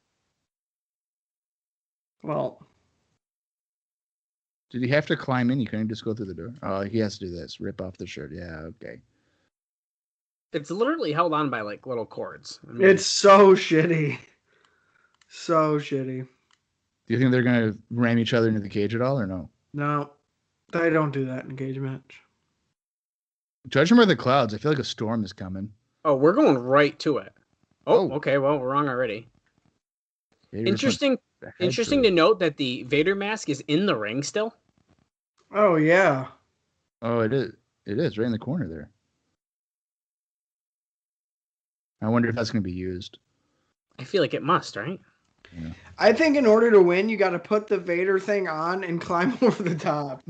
And then the steam's got to come out of it. Yeah. Hogan hammering away on the former champion Vader. The ref's like, you're gonna get disqualified, just so you know. I know it's a cage match, but You can't DQ in a cage. Come on. Oh, he's stomping him right in the face. you can't Yeah, DQ, like but the this ref's counting. visual with like the waves and birds and stuff, like that's cool. Yeah. That's probably like one of the best shots we've seen. Right. Is that right there? And we follow that shot up with a bad axe handle from Hogan. But that's okay. They all can't be winners. Come on, Vader. Wake up. It does kind of look like maybe there is a storm rolling in. The sky's definitely not as blue as it was. No. So maybe that might be a contributing factor for the runtime. Maybe they were like Hogan Vader 40 minutes. And then Hogan was like, brother, I don't know, man. I see some thunderstorms coming. Yeah. All right, cut it Yeah, down to 15. Yeah, but it's not really cloudy either. I think it just might be because it's sun setting a little. Yeah, there's definitely a haze in the air. No, yeah, there is.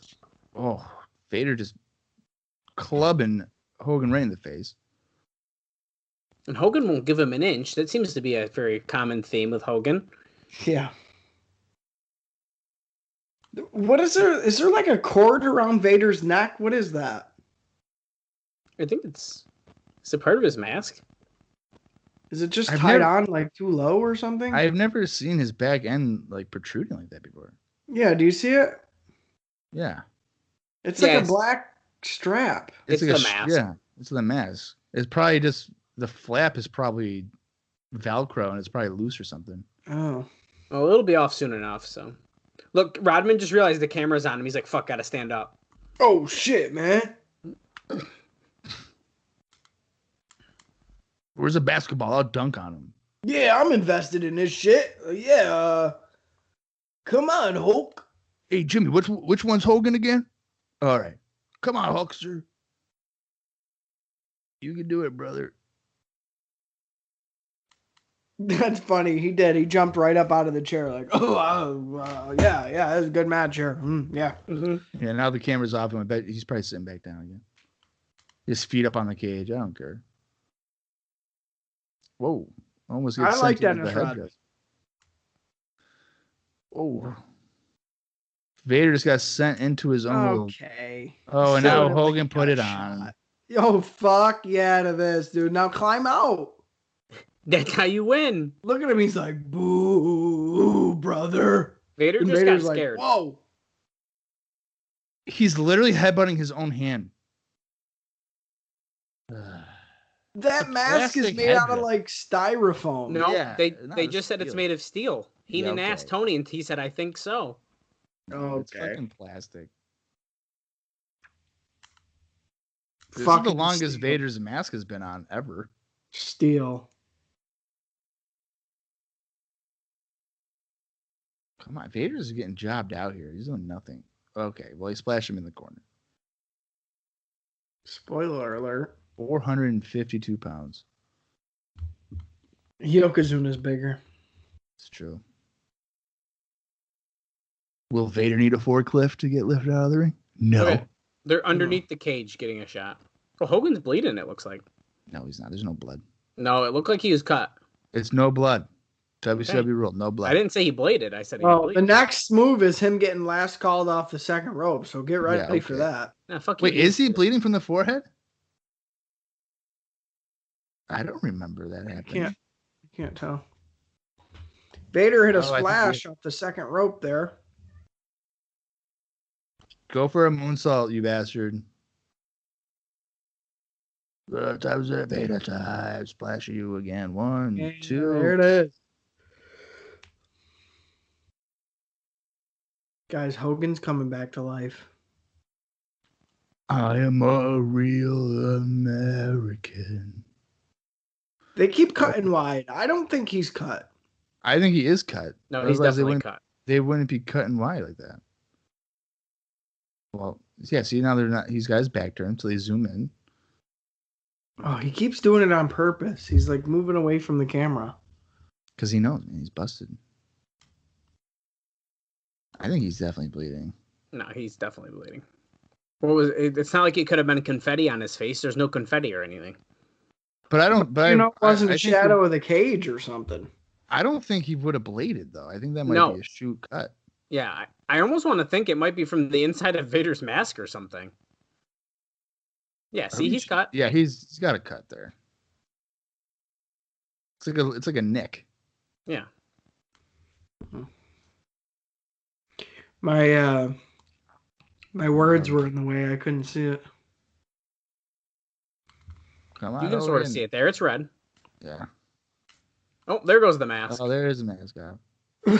He voluntarily took it off. That's He bullshit. does. Well, that's what he does every time. Yeah, you notice how right now they're not going into the cage because there's blood. Which I feel like on pay-per-view, who cares? TV, sure. Right. Pay-per-view, doesn't matter. It's a cage match, man. Yeah. That's the point of a cage match. Devastating knee lift by Vader. We are at 2 hours, 11 minutes, and 18 seconds. We are crawling to the finish line here. Well, you know what? For a WCW show, this felt like it flew by. No, yeah, I agree. I mean, I didn't want to call it before the end, but yeah, I mean, I think this is one of the easiest WCW watches we've had in a while.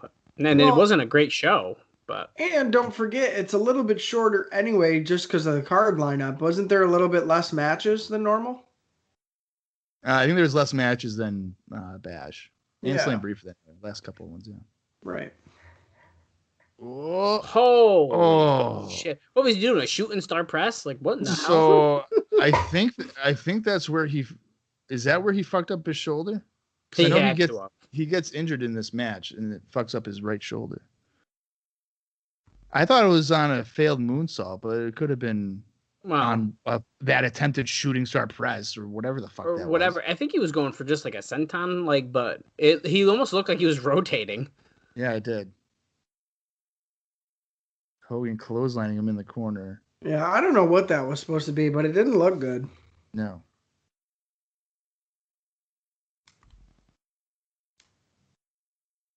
God almighty. Oh, no.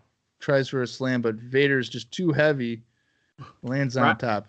And they showed when they were panned out, you could see Rodman sitting back down again, which is just kind of funny to me at this point that every time the camera's on him, he's up against the cage with Jimmy Hart. When it is not, he is sitting down. He's a smart man. Mind you, he just did the phony "I can't lift him up, he's too heavy" gimmick. So for you, Bob, to say that this isn't King Kong Bundy, Hulk Hogan in a cage match, you're wrong. Austin, he does that in every single match he's ever done ever when the guy's bigger than him. So I don't know what you're talking about. I don't know what you're talking about either. He would do that against fucking Kamala. So give me a break. You know what else he would do? What? I'm not saying that. Say it. You have to say it. Gotta say it now. No. You have to say it. Well, what he also would do is with his friend Scott Hall, he would allow him. Oh, yeah. To do the middle rope fall away slam. Correct. Right. Well, you're damn right he would. I mean, that's a proven fact at this point that that would have happened. I've seen it. Right. I'm pretty sure I have too. So I should tell you guys right now. I tried doing that move on WCW Revenge, and then Hogan said, "No, brother," and he shoved him off. Oh my God, his back. Hogan's back. Oh, damn. That's the end of his career right there, folks. He threw his back out.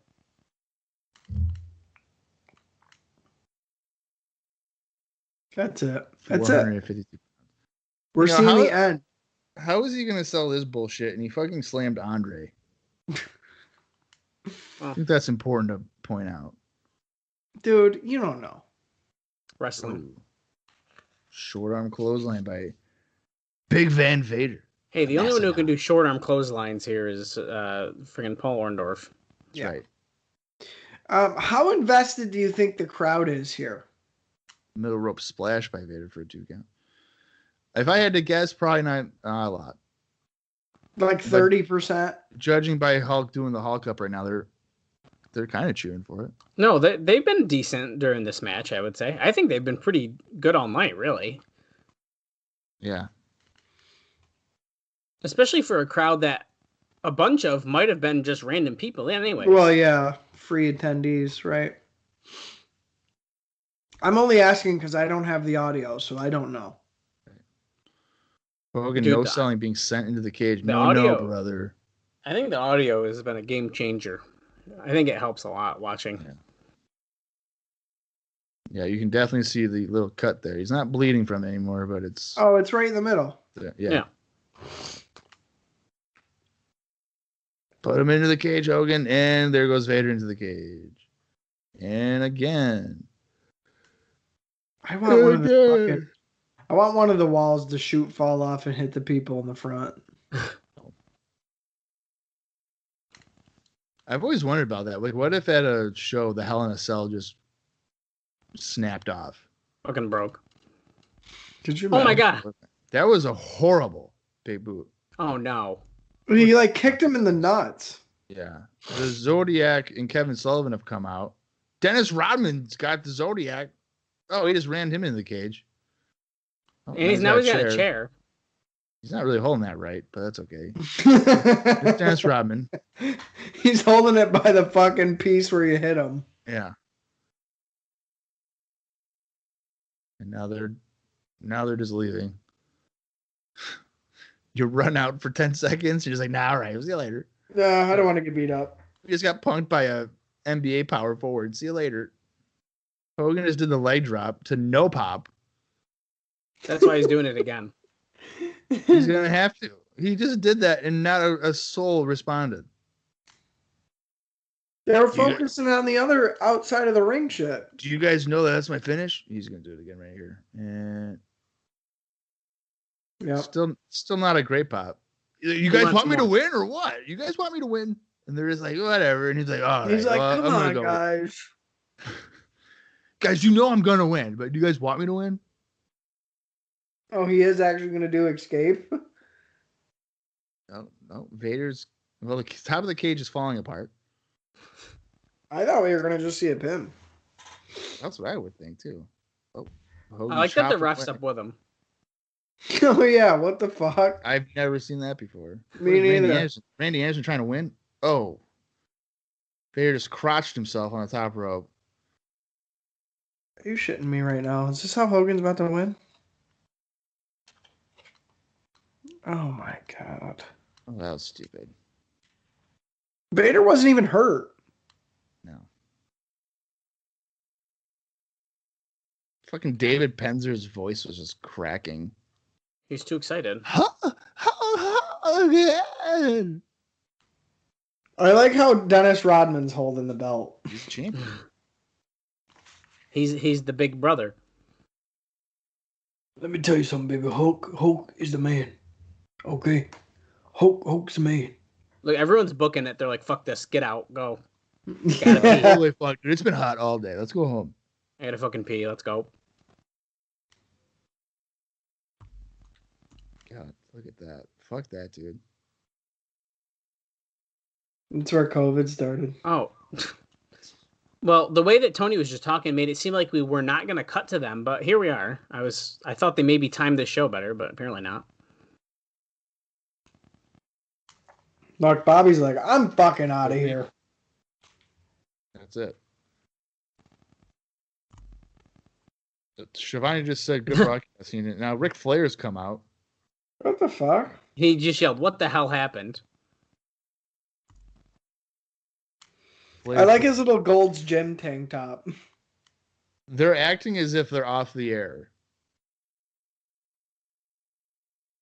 Yeah, Shivani's like, oh, are we getting this? Something? Flair is just berating Vader. And Vader just put the mask back on. It's got to look good for like the spare footage promo shots. Right.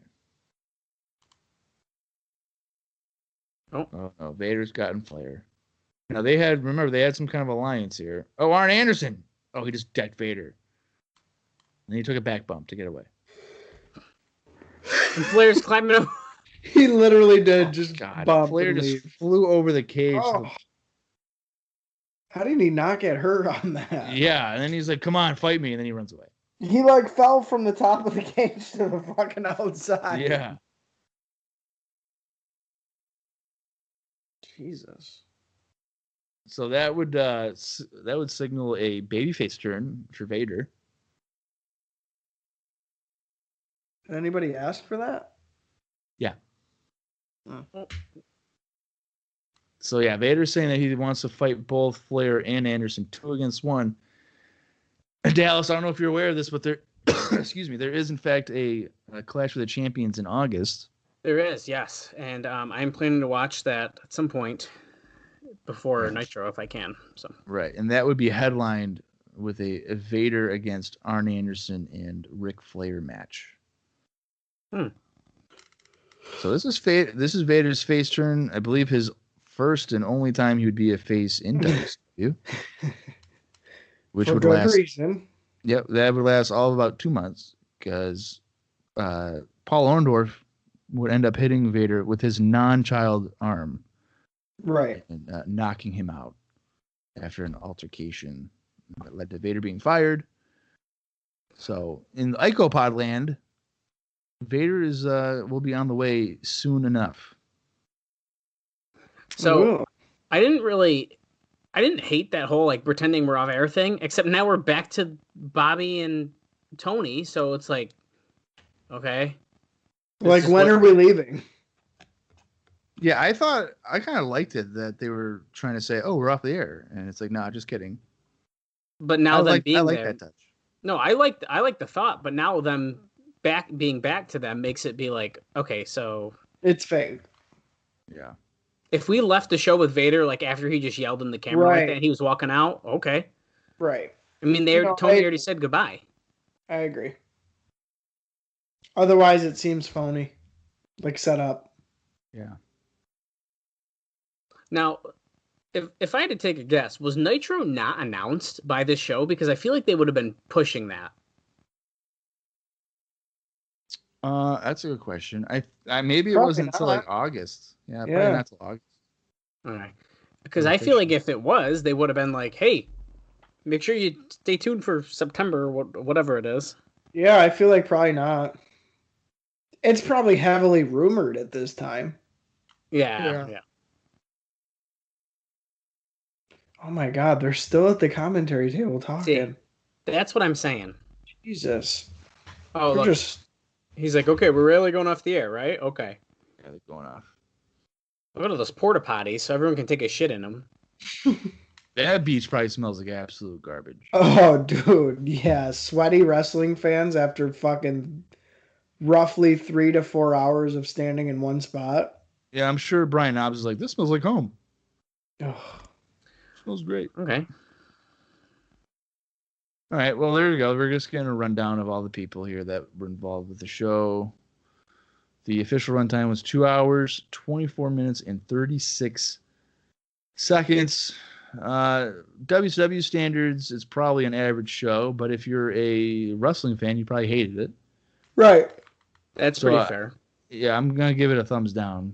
The visual and stuff like that, as we've mentioned a couple times, is pretty cool.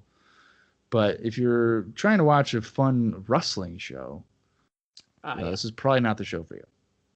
Yeah, I agree with that. I think for what if like you said, for WCW standards though, and for the recent ones we've seen, this was not a bad show comparatively, I don't think. But in general, it was not a good show. No, not at all. What about you, Austin? And here's the thing for me, like, WCW is such a roller coaster when it comes to in-ring quality. Either it's way up or it's way down. And I think we're somewhere in the middle of one of those peaks where, we've seen worse in-ring wise, but it's not much better than that. Because if you think back to some of the pay-per-views where we're seeing Chris Benoit and we're seeing fucking Too Cold Scorpio, and we're seeing Regal put on awesome matches, and really Johnny B. Bad having some awesome matches. We're pretty far away from that. But we're also kind of having to be that way because WCW, for all intents and purposes, is headed for another peak, arguably, as far as in ring. I think they really get a chance to have their wrestlers shine when they do have that prime time weekly show. So, sometimes you got to walk through hell to get to heaven, so to speak. So for us here, over the course of the last year for WCW, been pretty rough pay-per-view wise. But I think I agree with what Dallas said. I do feel like this show went pretty quick. I mean, if I think back to when Meng and Sting started all the way to the main event, it didn't seem like it was that long. I don't know. But I would also agree to Bob's point where it probably has something to do with it just feeling and looking like a different show, which it kind of did. Oh yeah, I agree with that for sure. So I don't know. I kind of landed somewhere here in the middle. Again, this is one of the shows for whatever reason. Even when I was like younger, I would just pop on to casually watch, and I think that is what I would suggest for anybody listening. If you're looking for a casual watch of some 90s WCW, pre Monday Night Wars, this is one of the shows that I'd suggest. It's easy to digest. There's a couple of classic feud style matches. There's a cage match. I mean, what else more do you want? So there you go. That's what I would say. Thumbs up? No. But I wouldn't say necessarily thumbs down either. It's also one of the shortest WCW pay-per-views ever. Right. Uncensored was at 225. So this is even shorter than that. Everything else, it looks like for this foreseeable future, is at least 240 or longer. Right. So I guess be prepared for that. Well, to close out the year, though, for WCW pay-per-views, we still have Fall Brawl, which is in September 17th, to be exact. Then Halloween Havoc, probably one of our favorite themed ones. For sure. It's October 29th. And then the first ever World War III, November 26th, 95. And then to finish the year will be Starrcade 95, which took place on December 27th, 1995. And, of course, those 4 pay-per-views will be the first pay-per-views to go along with the Monday Night War. So it'd be kind of interesting to really kind of compare it to the WWF pay-per-views. Like, would we have bought Fall Brawl over In Your House? Would we have bought Halloween Havoc over In Your House? And Survivor Series over World War III, stuff like that. So I think we should probably start doing that as well, since we're going to be within the timeline. Yeah, I agree. I like that idea. Yeah. So the direct competition, really almost every month following. There's not a pay-per-view in January, so Royal Rumble will be by itself. Right. But I think after that, for the most part, every month there is one. Which, again, is different. You know, that's not something we've seen yet. So that'll be, you know, as far as consistent, you know, month after month, that'll be, yeah, I think that would be really interesting to kind of see which ones we would have bought at the time. Yeah, for sure. If you guys want to share us around, I know we've gotten a couple of people that have recently found us. So thank God for Google. I guess that's working out for us, or people are spreading the word. I know that I believe it was Mick Price tagged several people to listen to the show. If they're suckers and they've listened to a few of our episodes, I don't know. Another big shout out to Mr. Price. He's good people. Yeah, he's one of the OGs. Mike Campbell out as well. That's pretty much it. That's all that really listened to the show. It's just the two of them. No, there's more. That's about it.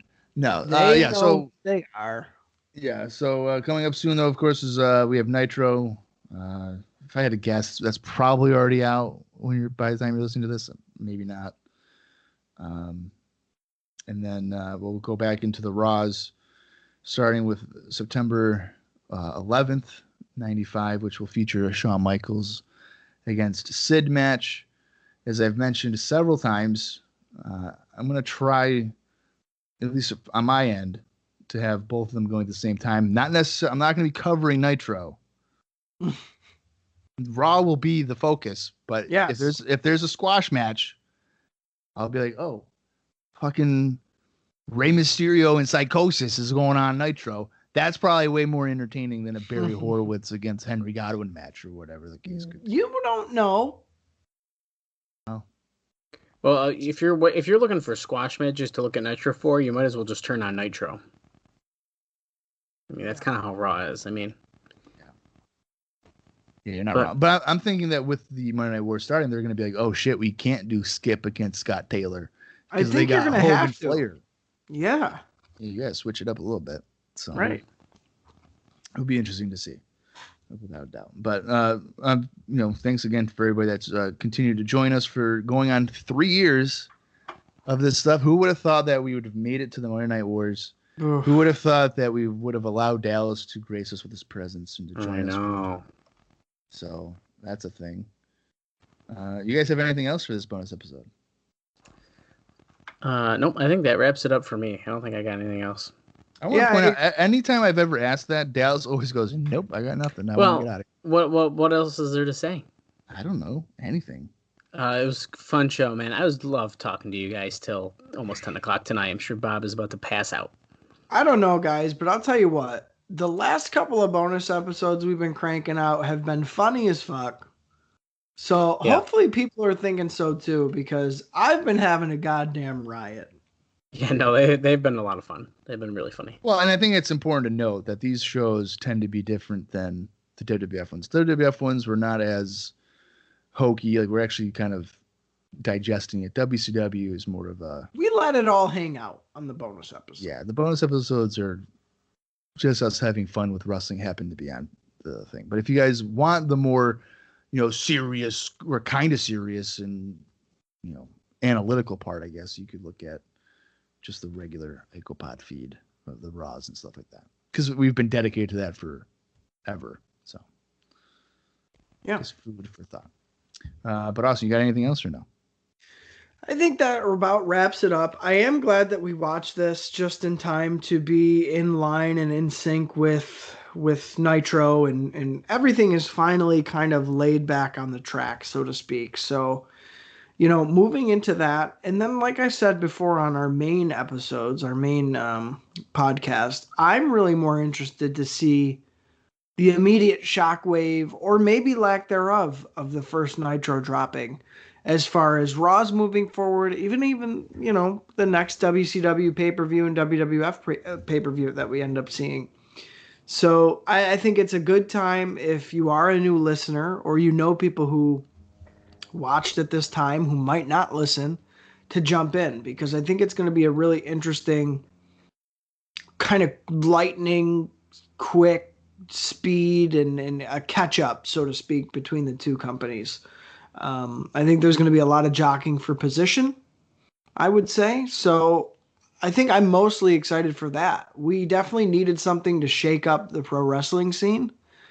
And with the landing of Nitro, I don't think you could shake it up in America much more than that. So here's to hopefully finally getting some must-see TV again. Instead of, it's in the can, it's the second half of the same show, it's in front of, a high school gym crowd.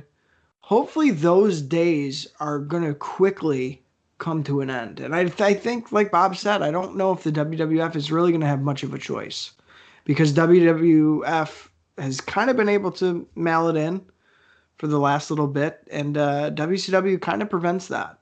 So I think it means good things for IcoPod and our listeners moving forward.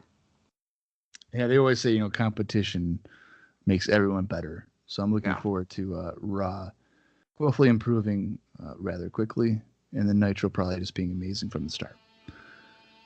But until then, for Dallas Greeley and for Austin Skinner, I am Bob Collin Jr., and this has been IcoPod. You gotta hear it.